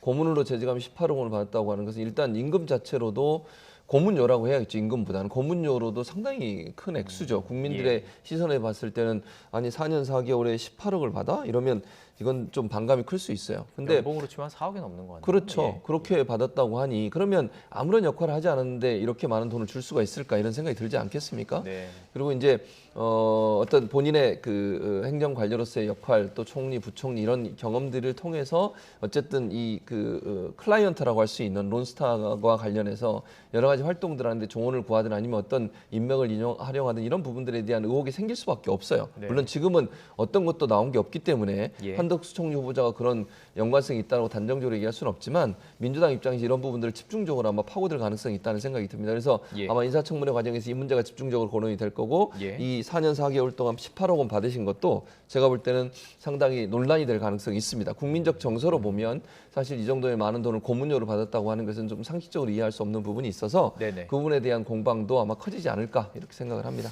예, 이미 약간 그 공방의 전초전 느낌이 있습니다. 양당 원내대표 이야기를 저희가 모아봤는데요. 관련 이야기 함께 들어보시죠. 역대 정부에서 가졌던 이력은 중요치 않습니다. 국민들의 관심은 과거가 아니라 미래입니다. 대한민국이 직면한 위기를 해결할 수 있는 국정 운영 철학과 역량을 갖췄는지가 핵심입니다. 검사 사칭, 무고죄, 음주운전 등 전과 사범을 대통령 후보로 내세웠던 민주당이 이제 와서 그와 다른 도덕성 기준을 요구한다면 앞뒤가 맞지 않는 것이고 내로남불이라는 비판을 면하기 어려울 것입니다. 매우 엄중한 국가 위기 상황인 만큼 민주당이 정략적 계산을 버리고 제1야당의 품격을 보여주실 것을 기대합니다. 이 인사청문회가 더 관심을 갖는 이유는 지방선거 전국이 지금 시작이 됐어요. 그렇다 보면 인사청문회가 당연히 영향을 끼칠 수밖에 없기 때문에 양당 모두 지금 뭐 발을 뺄 수 없는 상황 아닙니까? 민주당 입장이 좀 가슴이 좀 답답하지 않을까 이렇게 생각이 듭니다. 예. 거대 야당이고 이제 대통령이 취임된 거대 야당이 되지 않습니까? 거대 예. 야당의 그 무거운 힘, 펀치를 보여주고 싶지만 지방선거가 있기 때문에 그렇게 할 수도 없고 너무 세게 하면 또 국정 발목 잡기라고 할 것이고 역풍이 불 수 있고 역풍이 불고 그리고 지금 만약에 좀 약하게 하면 야당으로서의 어떤 선명성이라든가 견제력이 약하다. 네. 그렇기 때문에 지금 양쪽 진영으로 지금 지지층이 결속돼서 풀어지지 않고 있지 않습니까? 네. 이런 상황에서 또 민주당의 어떤 핵심적인 지지층이 이탈할 가능성도 있다. 이런 상황에서 민주당은 딜레마에 빠질 가능성이 상당히 크고 예. 과연 여기서 우리가 어떻게 해야 될 것인가? 물론 윤호정 지금 비대위원장 같은 경우는 여러 가지 도덕성 검증이라든지 내각 통합 능력 그리고 전문성과 도덕성을 면밀하게 검증할 것이다. 예. 이렇게 또 원내대표도 과거에 노무현 정부의 총리라든가 이런 것들은 아무 의미도 없다. 이렇게 지금 선전포고를 하고 있지만 실질적으로 청문회에 들어가면 물론 국민들이 이 론스타와 관련해서 어떤 핵심적인 어떤 비판할 수 있는 것이 나오면 상당히 거세게 하지만 과거의 다른 경력을 가지고 또 뭐 다른 이력을 가지고 그런 것들이 지금 뭐 과거에 그렇게 크게 불거지지 않았기 때문에 지금 총리를 2번씩이나 하고 역대 정부에서 핵심 요직을 두루 경험하지 않았겠습니까? 이런 상황에서 과연 민주당이 어떤 칼날을 들이댈지 그러나 야당이기 때문에 적절한 선에서 이것을 뭐 총리에 대해서 뭐 거부권을 행사할지 예를 들어서 부결을 시키면 뭐 총리가 지방선거 이후로 넘어갈 가능성이 크지 않습니까? 그렇게 됐을 때 그런 부담감을 지방선거를 우려할 수 있는 그런 시각을 잠재울 수가 있을지 그런 상황에서 보면은 국민의힘보다 오히려 민주당한테 모든 것들 권한이 다 있다고 봅니다. 그렇군요. 자, 뭐 국무총리 외에 다른 이제 내각이 인선이 될 텐데 그쪽에 또 하려고도 집중할 수도 있고요. 자, 일단은 다음 주에 내각 구성이 발표될 것으로 보이고 뭐 다음 주에 이제 발표를 하는 것을 목표로 지금 하고 있다고 지금 전해지고 있습니다. 지금 좀 살펴볼까요? 경제부총리 발표 예정이 뭐 이번 주에 있을 것 같고 지금 뭐 추경호 국민의힘 의원, 최상목 전 기재부 1차관 얘기 나오고 있고요. 김소영 서울대 경제학부 교수까지 거론이 되고 있습니다. 먼저 경제 드림팀의 뭐 최적의 조합이라고 뭐 어떤 게 될 수 있을지요? 어떻게 보십니까? 뭐 이제 두 분 중에 뭐 누가 될지 제가 뭐 만약 추측을 한다면 제 말이 틀릴 수도 있으니까 추경호 의원이 더 거론되지 않을까 하는 개인적인 생각은 있어요. 그래서 여러 가지 경제 분야에서 활동을 많이 했었고 국민의힘 내부에서도 경제 전문가로서 얘기가 나오고 있는 상황이기 때문에 그러니까 추경호 의원이 또 유력하게 거론되고 있는 것으로 보여집니다. 물론 뭐 인사라고 하는 것은 당선인이 결정하는 문제니까 제가 뭐 단정적으로 얘기할 수는 없겠습니다만 그렇게 될 것 같고요. 그래서 경제 컨트롤 타워는 아무래도 이제 경제 전문가들을 위로 배치를 할 것 같고 지금 한덕수 총리와 그다음에 추경호 만약에 추경호 경제부총리가 된다고 하면 나머지 두 분도 사실은 경제 분야 전문가에 좀 더 그 관심을 가지고 어떤 분을 내정할까를 고민할 걸로 보여져요. 그런 부분들이 윤석열 당선인이 좀 더 천착할 것으로 보여지기 때문에 저 두 분 중에 한 분이 될 가능성이 높은 건 분명해 보이고요. 그런 차원에서 본다면 경제부총리나 경제수석 그리고 이제 금융위원장까지 드림팀을 만들겠다고 얘기를 했으니까 그분들에 대해서 조금 더 관심을 가지고 국민적 그 시선에 맞는 분들을 임명하려는 노력을 하지 않을까 이런 생각이 듭니다.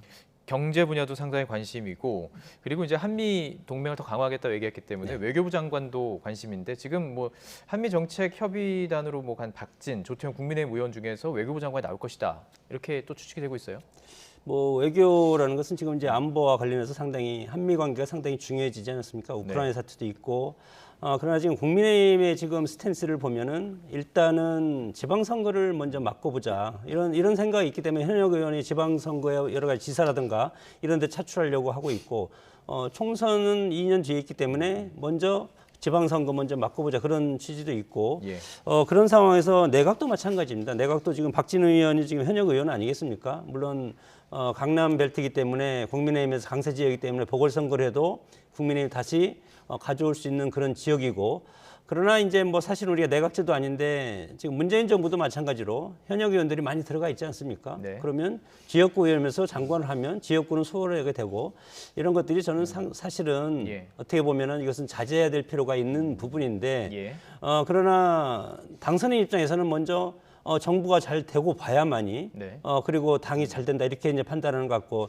현재 입장에서는 당보다도 당선인의 힘이 더 세지 않는가 이렇게 생각이 들고 특히 이제 외교 쪽은 이제 박진 의원이라든가 조태용 의원 두 분이 있고 그리고 김성한 전 외교부 2차관도 지금 거론이 되는데 외교 안보 라인에서 중요한 것은 주미대사도 있고요.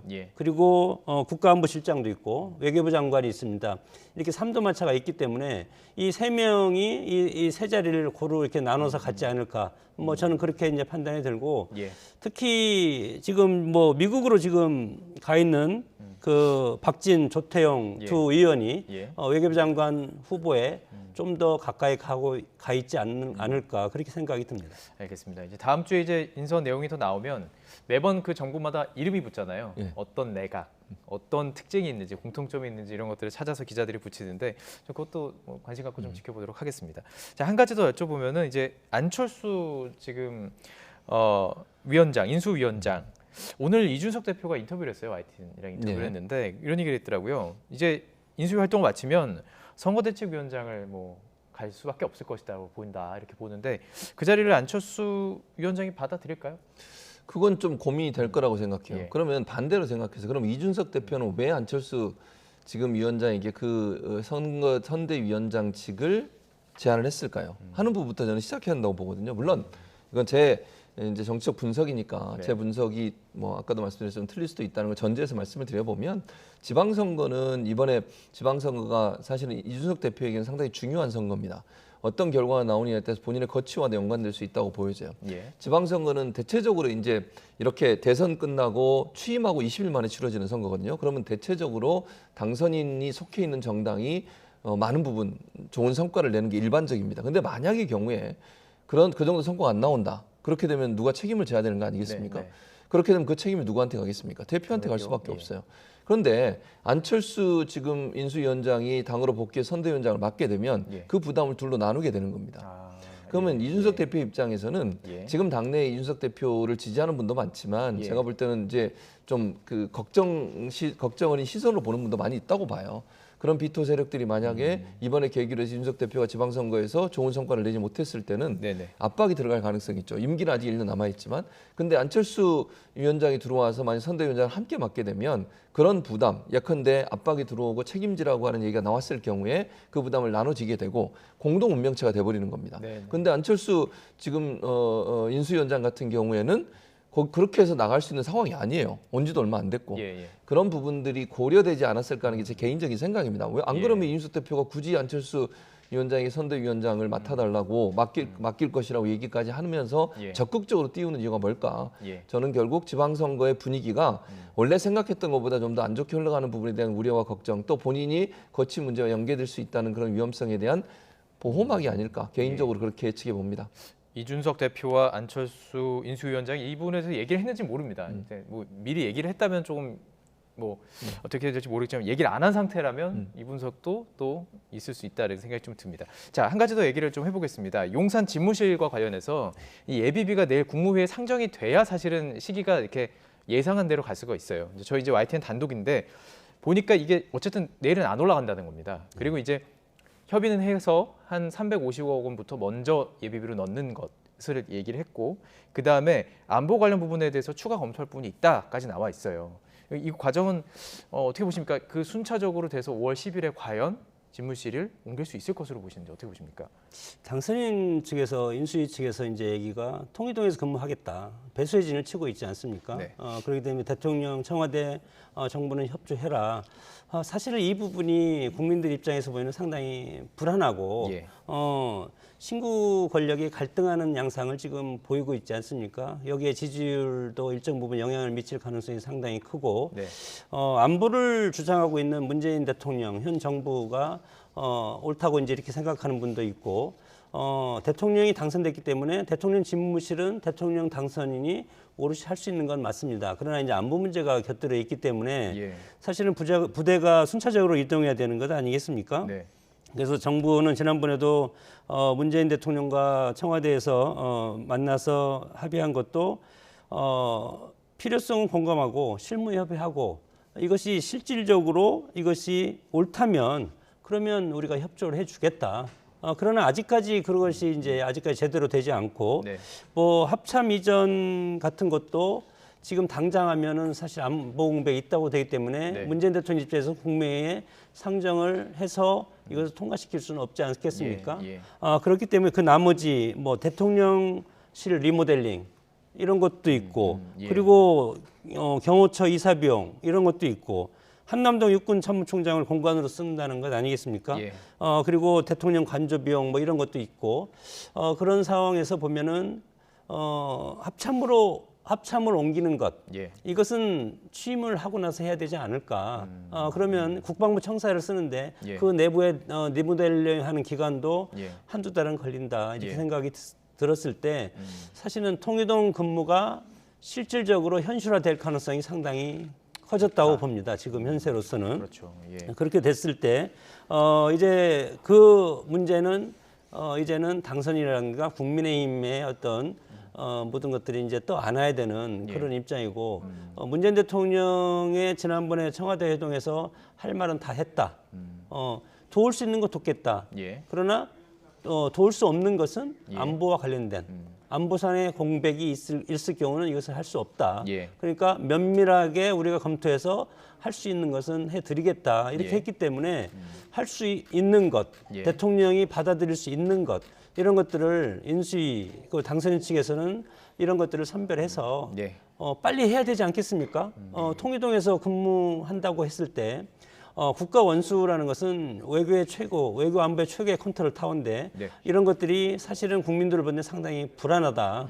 그런 것들을 대통령 최고 통수권자가 안정감을 보일 때 국민들은 편한 것 아니겠습니까? 이런 식으로 했을 때 이런 것들을 빠른 시일 내에 안정화시키는 것도 인수위 하나의 큰 임무다 그렇게 봅니다. 자, 지금 이제 인선 과정들 이제 내정자, 국무총리 내정자 얘기도 해봤고요. 그렇다면 국민들은 차기 정부에 대해서 어떤 기대감을 갖고 있을까요? 저희가 리얼미터에서 조사한 여론조사 결과를 하나 갖고 왔는데요. 윤 당선인의 국정수행 전망과 관련해서 긍정적으로 보는 퍼센트가 48.8%, 부정이 47.6%입니다. 물론 이제 소폭이기 때문에 오차 범위 안에 있지만 긍정 전망이 2.8%포인트 올랐습니다. 부정 전망보다 조금 많아졌습니다. 하지만 과반은 넘지 못한 상황이에요. 이 여론은 어떻게 분석하시는지 궁금합니다. 그러니까 아직까지도 사실은 이제 윤석열 당선인의 여러 가지 행보들이 국민들에게 불안감을 일정 부분 주고 있다고 볼 수밖에 없어요. 왜냐하면 대체적으로 당선인 신분일 때는 허니문 기간이어서 지지율이 상당히 높습니다. 그리고 기대감이 커요. 국민들이 이제 새 정부가 출범하기 전에 당선인에 대한 기대감이 좀 큰 게 일반적입니다. 그래서 뭐 60%, 70% 정도의 지지율을 보이는 게 일반적인데 지금 40%대에 머물러 있거든요. 약간 오르긴 했습니다만 그것은 결국 윤석열 당선인 입장에서 좀 심각하게 볼 필요가 있다. 과연 왜 국민들이나 아니면 지지율이 이 정도에서 정체돼 있을까 그러면 왜 50%를 넘어서지 못하고 이 정도 선에서 계속 있는지 하는 부분에 있어서는 본인이 이제 추진한 여러 가지 정책이나 행보들이 저는 개인적으로 볼 때 너무 독단적으로 보일 수 있는 위험성이 있어요. 그러니까 좋게 보면 추진력이지만 안 좋게 보면 국민의 의사에 반하는 일이라도 본인이 원하면 무조건 하겠다. 이렇게 보여질 수 있거든요. 이건 독단으로 비춰질 수 있는 위험성이 있는 겁니다. 그러니까 추진력은 필요하지만 그 추진력이라고 하는 것은 국민의 동의와 합의에 근거해서 추진력이 있어야 되는 거예요. 근데 그 절차가 없이 일방적으로 본인이 원하는 것들은 하겠다.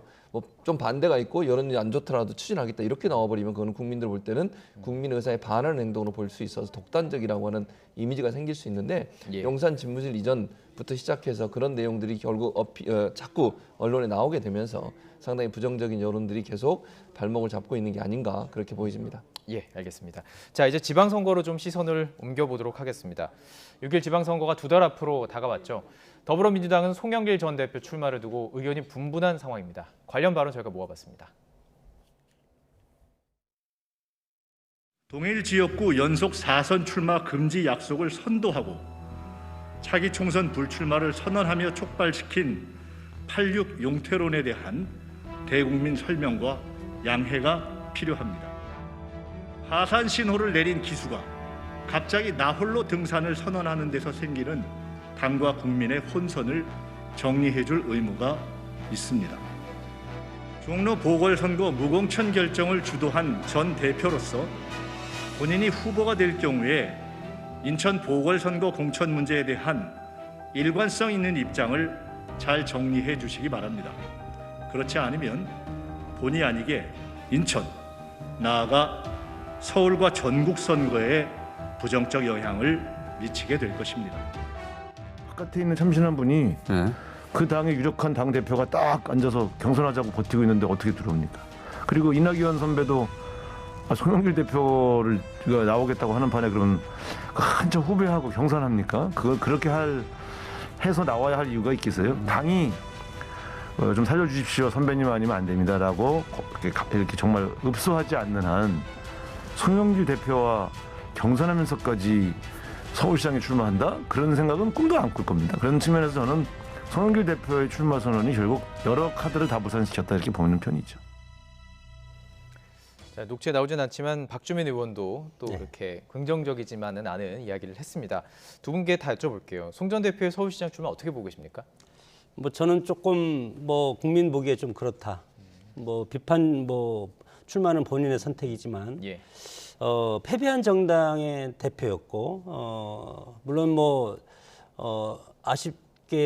아깝게 0.73%로 이제 패배를 했지만 그래도 패배한 정당의 대표였고 그리고 지역구가 물론 뭐 전국이 다 국회의원 같으면 전국을 다 출마할 수가 있다고 하지만 인천에서 내리 몇 선을 했고 바로 그 지역을 그만두고 다시 이제 서울로 왜냐하면 서울시장 선거 출마를 하면 주소를 이미 옮겼고 국회의원 할 수 있지만 인천에서 그러나 지방선거는 올라오면 의원직을 사퇴해야 되는 것 아닙니까?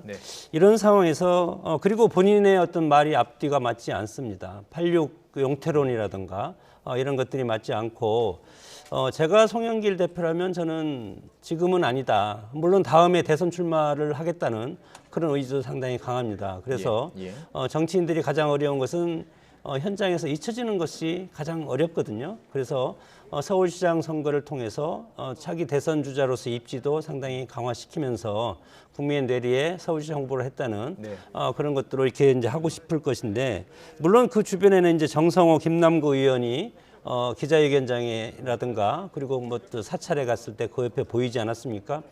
이런 것들이 당내 어떤 친문, 친명, 계파 갈등, 패배한 정당에서 계파 갈등은 사실은 좋지가 않다. 그렇기 때문에 물론 아직 송영길 의원께서 아직 서울시장 주소는 옮겼지만 서울시장 출마 선언은 공식적으로 한 것이 아니기 때문에 이런 것들은 민주당이 제1야당으로서의 역할을 하기 위해서 그리고 강력한 야당으로서 국민들한테 지지를 받기 위해서는 본인 스스로 내려놓는 것이 좋다. 물론 출마가 본인 민주당을 위하는 것일 수도 있지만 지금 당내 비판이 나오는 것이 있지 않습니까? 이런 상황에서 본인이 현명한 선택을 할 필요는 있다. 그렇게 봅니다. 같은 내용이지만 질문 이렇게 바꿔볼게요. 그렇다면 지금 어쨌든 기사에서 이렇게 나오는 것 자체가 어쩌면 흥행에 도움이 될 수도 있고 송영길 전 대표가 출마 변에서 밝혔던 것처럼 정말 헌신해서 이걸 지금 띄우겠다는 거잖아요. 경선 자체를. 그렇게 될 수 있다고 보시는지? 저는 그럴 가능성도 있다고 봐요. 왜냐하면 송 전 대표가 출마를 선언하기 전에 분위기 어땠습니까? 아무도 안 나왔어요. 아무도 서울시장 출마에 대해서 관심도 없었고요. 왜냐하면 이게 지금 아까 말씀드렸지만 대선 끝나고 취임식하고 대통령 취임식 20일 만에 치러지는 거예요. 그리고 서울시장은 현재 오세훈 시장이 있습니다. 뭐 중량감이나 인지도 면에서 오세훈 시장이 월등하게 높은 상황이에요. 지금 누가 나가든 상당히 힘든 싸움을 해야 되는 상황이에요. 그런데 저는 그래서 개인적으로 이렇게 생각해요. 선거는 어쨌든 이겨야 돼요. 뭐 어떤 방법으로든 이겨야 이기면 끝나는 거예요. 만약 지면요 또 책임 나옵니다. 누가 어떻게 했다 이런 책임이 나올 수밖에 없는 건데 예를 들면 지금 이낙연 전 대표도 말씀하시는데 이낙연 전 대표도 그러면 선거에 책임 없습니까? 예를 들면 대선에 다 책임 있는 분들이에요. 근데 이제 문제는 뭐냐면 민주당 내에서 그러면 누가 나갈 거냐는 거 나갈 분이 없어요. 이런 상황에서 어쨌든 저는 그래서 개인적으로 물론 명분은 사실 약하죠. 뭐 송 전 대표가 저 대표로서 선거를 이끌었던 분이고 그랬던 본인이 또 불출마 선언도 하고 어쨌든 나온 거 아닙니까? 그런 상황에서 다시 나서는 것 자체가 사실은 명분이 없는 거 분명해요. 근데 문제는 뭐냐면 지금의 상황이 뭐 찬밥 더욱밥 가릴 상황이 아니라는 거예요. 지금 상황에서는 민주당이 어쨌든 다시 이렇게 분위기를 쇄신해서 저는 송영길 대표 뭐 전 대표 빼고 누구는 되고 누구는 안 되고의 문제가 아니라 누구든 정말 여러 사람들이 많이 나와서 경선을 했으면 좋겠어요. 공정하게 경선해서 그 경쟁을 통해서 분위기 띄우고 그중에 정말 국민의 선택을 받는 사람들. 만약에 민주당 내 저런 여론이 있으면 송영길 전 대표 안 되지 않겠어요? 경선 과정에서? 그건 모르는 거죠. 그리고 또 하나 분명히 해야 될 건 오세훈 현 시장과 경쟁에서 이길 수 있는 경쟁력을 갖춘 사람이 누구냐의 문제라고 저는 봐요. 그게 고려 안 되고 그냥 명분만 가지고 하다가 또 지면 어떻게 할 겁니까? 그래서 저는 이런 상황에서는 누구는 되고 누구는 안 되고 이런 배제할 필요 없이 하고 싶은 사람 다 나오시고 가능한 한 또 추천도 받고 이래서 경선을 잘하고 거기서 정말 좋은 사람이 선택돼서 후보로 나오는 게 필요하다 이렇게 생각합니다. 자, 경기지사 얘기도 마지막으로 좀 해보도록 하겠습니다. 김동연 대표 또 유승민 전 의원의 빅매치가 이루어질까도 관심인데 근데 이게 사실 경선은 이겨야지만 되는 거예요. 그 당의 후보가 돼야지만 하는 건데 일단 국민의힘에서는 김은혜 의원의 차출론이 계속 나오고 있고 뭐 어디는 뭐 단독으로 뭐 쓰더라고요. 지금 거의 결심을 굳혔다. 어떻게 하는지 모르겠지만 그렇게 쓴 데도 있어요. 그렇다면 경선을 뚫을 수 있을까도 관심이거든요. 글쎄 뭐 분당에서 지금 국회의원 현직 국회의원을 하고 있고 경기도지사가 만만하지 않습니까? 이재명 전 지사가의 핵심 아성이 경기도고 네. 이런 상황에서 지금 여론조사 지표를 보더라도 김동연 후보가 앞서 있고 그리고 국민의힘이 상당히 조금 뒤처지는 그런 상황을 보이기 때문에 특히 이번 지방선거에서 성패를 따지는 것은 수도권입니다. 서울, 경기, 인천에서 몇 대 몇이냐 상당히 중요한데 인천 같은 경우도 지금 민주당이 이제 박남춘 시장이 여론적 지표로 조금 앞서 있고 이런 상황에서 국민의힘은 상당히 다급합니다. 네. 그래서 서울은 이긴다고 하더라도 그러면 경기도도 반드시 이겨야만이 지방선거에 승리했다고 할 수가 있지 않겠습니까? 예. 그렇기 때문에 대중적 인지가 이번에 지금 뭐 인수위 대변인도 하고 상당히 국민들한테 매일 아침 TV에 나와서 지금 브리핑도 하고 있어서 인지도가 상당히 높았고 예. 그리고 MB 정권 때 청와대 대변인도 했고 예. 그리고 최근에 대장동 의혹을 집중적으로 조명을 한 분이 네.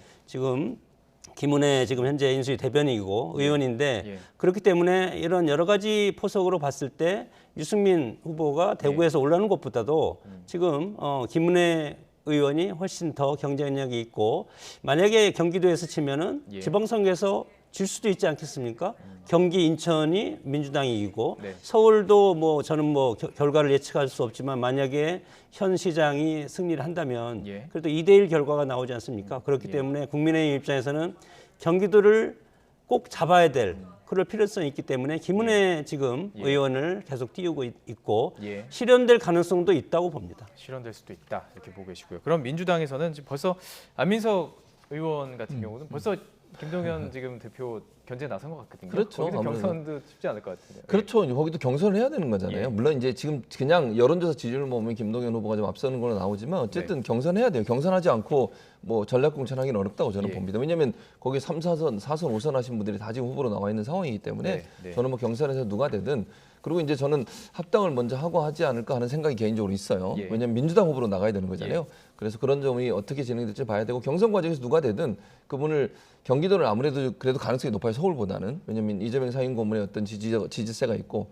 그런 부분들이 영향을 미치게 되면 경기도에서는 민주당이 만약 승리한다면 사실은 서울을 좀 내주더라도 민주당이 경기도만 승리해도 이 상황에서는 예. 상당히 선전했다고 볼 수 있어요. 그럼 국민의힘에게는 상당히 큰 아픈 부분이 될 거라는 생각이 들기 때문에 어쨌든 경선에서 공정한 경선을 통해서 누구든 그분이 나와서 경기도에서 열심히 싸우지 않을까 이런 생각을 합니다. 지방선거 하면 이렇게 관전 포인트를 이제 언론에서 이렇게 찝어주는데 말씀하신 딱 그대로가 될 것 같습니다. 수도권 세 곳에서 2대1이 누가 되느냐. 그렇죠. 민주당이 2개를 가져가느냐, 국민의힘이 2개를 가져가느냐. 이게 참 관심사가 될 것 같고 그것을 중심으로 경선 과정도 이루어질 것으로 보이네요. 자, 오늘 분석 여기서 마쳐보도록 하겠습니다. 최진봉 성공회대 교수, 장성호 건국대 미래지식교육원장과 이야기 나눠봤습니다. 고맙습니다.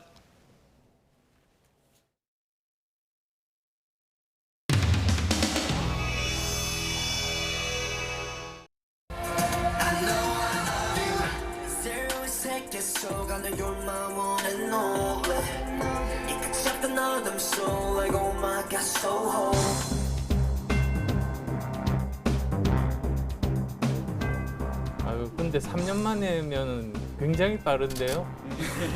저희는 약간 3년 안에 약간 농축시켜서 그 정도면 농축이 아니고 압축인데.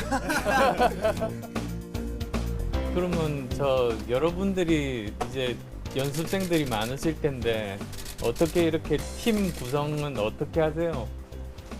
팀 구성은 이제 살아남는 자가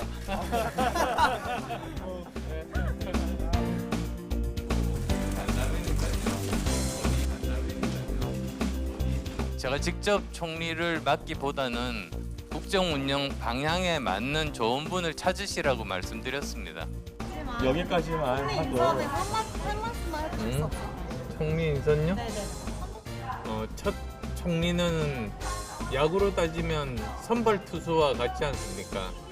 선발 투수가 마음 놓고 자기의 기량을 발휘할 수 있도록. 새 정부의 내각을 이끌어갈 국무총리 후보자는 한덕수 전 국무총리이십니다. 전문성을 인정받아 국정의 핵심 보직을 두루 역임하신 분입니다. 임명장 한덕수 국무총리의 임함 2007년 4월 3일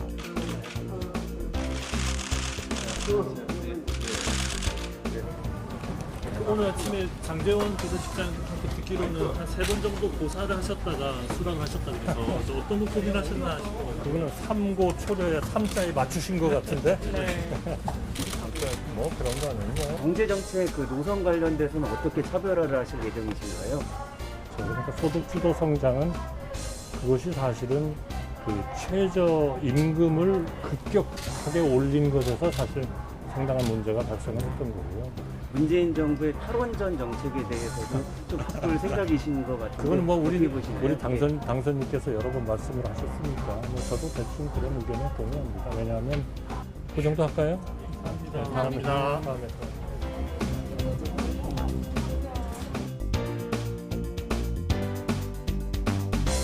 네, 그 일각에서는 또 너무 이제 고령이시다, 너무 이쪽에서 오래 하신 분이다 이런 이야기도 있었는데 여기에 대해서 어떻게 생각하십니까? 글쎄요, 오래 했다는 것은 그만큼 경험과 그런 위기 대응 능력이 있을 수도 있다. 네. 이런 측면이 좀 있는 거고요. 건강은 뭐 지금은 너무 좋은 거죠.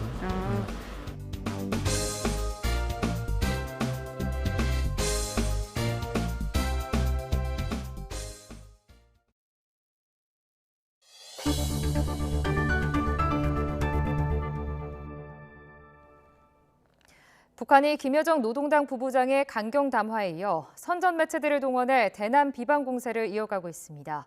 정부는 대화와 협력의 길로 나오라고 강조했지만 북한의 추가 도발 우려는 계속되고 있습니다. 조수현 기자입니다. 서욱 국방부 장관의 원점 정밀 타격 발언을 거친 표현으로 비난한 김여정 담화 발표 하루 뒤 북한 선전 매체 우리민족끼리는 겁먹은 개가 더 요란하게 짖어대는 법이라며 원색적인 비난을 쏟아냈습니다. 또 다른 선전 매체 메아리는 윤석열 당선인의 대북 정책에 대해 군사력이 강화된 북한을 어떻게 상대해야 할지 고민하지 않은 섣부른 정책이라며 시대착오와 현실 오판은 실패와 파멸만 초래하는 법이라고 주장했습니다.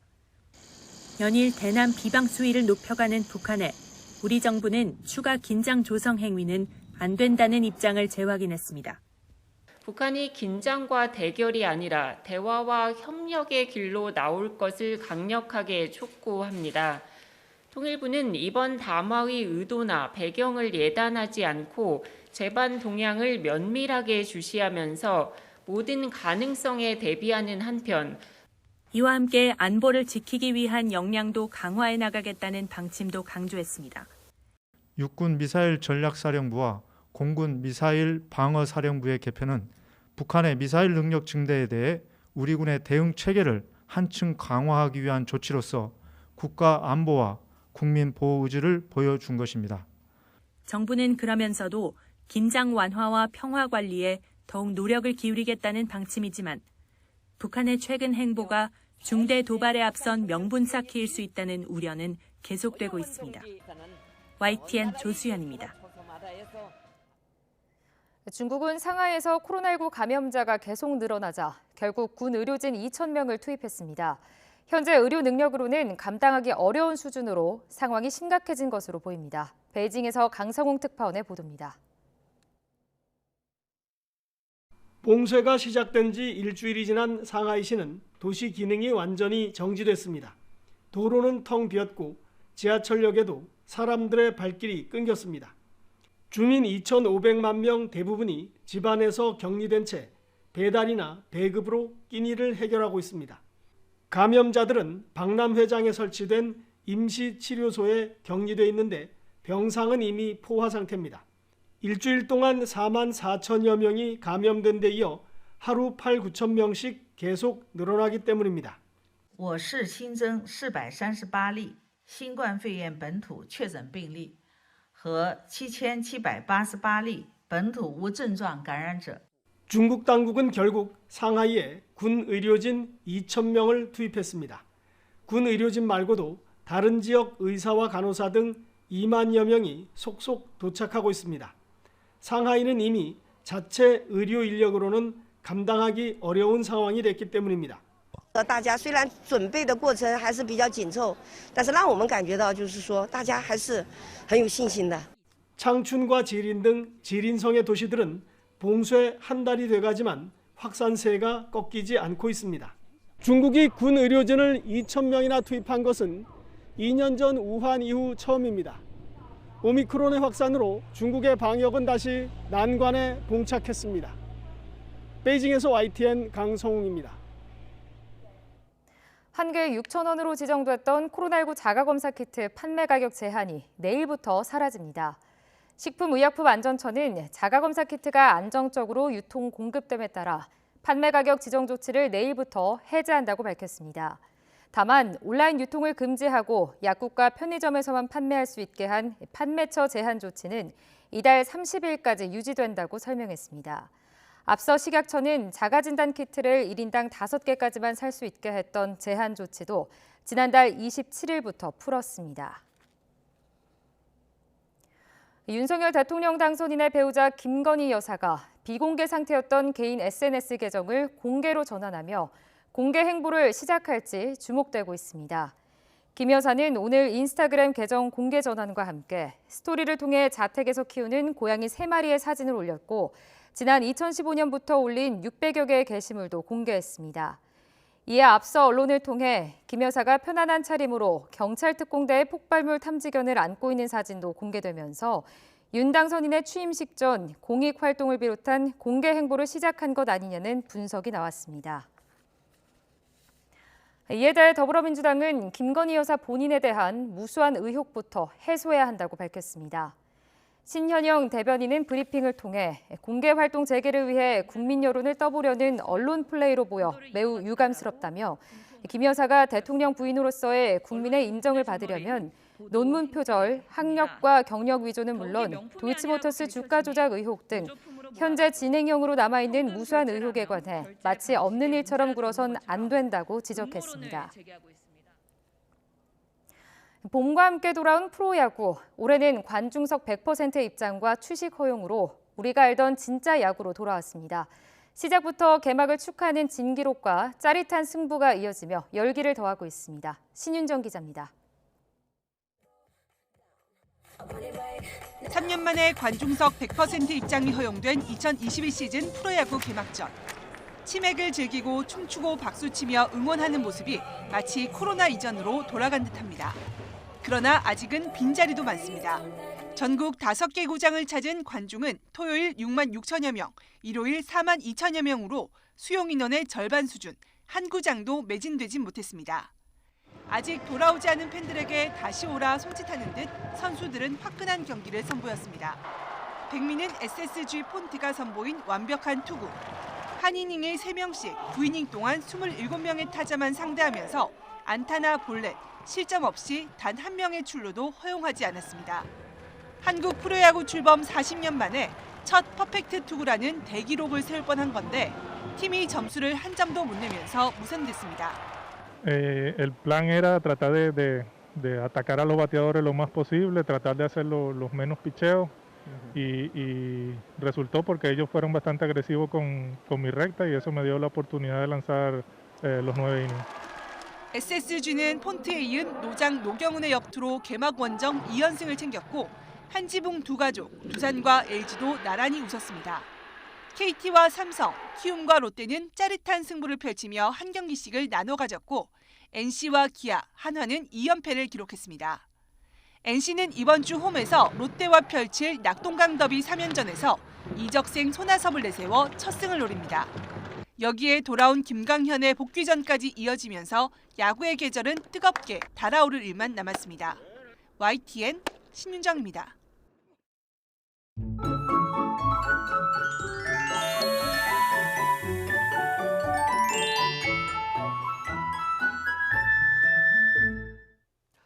하늘이 맑아진다는 뜻을 가진 절기, 청명인 내일 절기답게 맑은 하늘이 함께 하겠습니다. 또 낮 동안에는 기온이 크게 오를 것으로 보이는데 우선 아침에는 서울 기온이 5도로 오늘만큼 쌀쌀하겠습니다. 하지만 한낮에는 16도까지 오르는 등 오늘과 비슷해 포근하겠습니다. 다만 일교차가 10도 이상으로 크게 벌어집니다. 큰 일교차에 건강 잃지 않도록 각별히 주의해 주시기 바랍니다. 내일 하늘 자체는 맑지만 수도권과 충청은 종일, 영서지방은 오전 한때 공기가 탁해지겠고 내륙에는 서리가, 산간에는 얼음이 관측되는 곳이 있겠습니다. 또 강원 동해안을 중심으로 바람도 무척 강하게 불겠습니다. 피해 없도록 대비 철저히 해주시기 바랍니다. 내일 아침 기온 오늘과 비슷하거나 조금 높겠습니다. 서울 5도, 대전 3도, 광주 4도, 부산 9도로 예상됩니다. 낮 기온은 오늘과 비슷하거나 조금 낮겠습니다. 서울 16도, 대전 18도, 광주 18도, 대구 21도로 예상됩니다. 점점 날이 포근해지겠지만 목요일에는 중서부와 호남을 중심으로 비가 내릴 전망입니다. 날씨 정보였습니다. 네, 이상으로 YTN 뉴스나이트 마치겠습니다. 시청해주신 여러분 고맙습니다.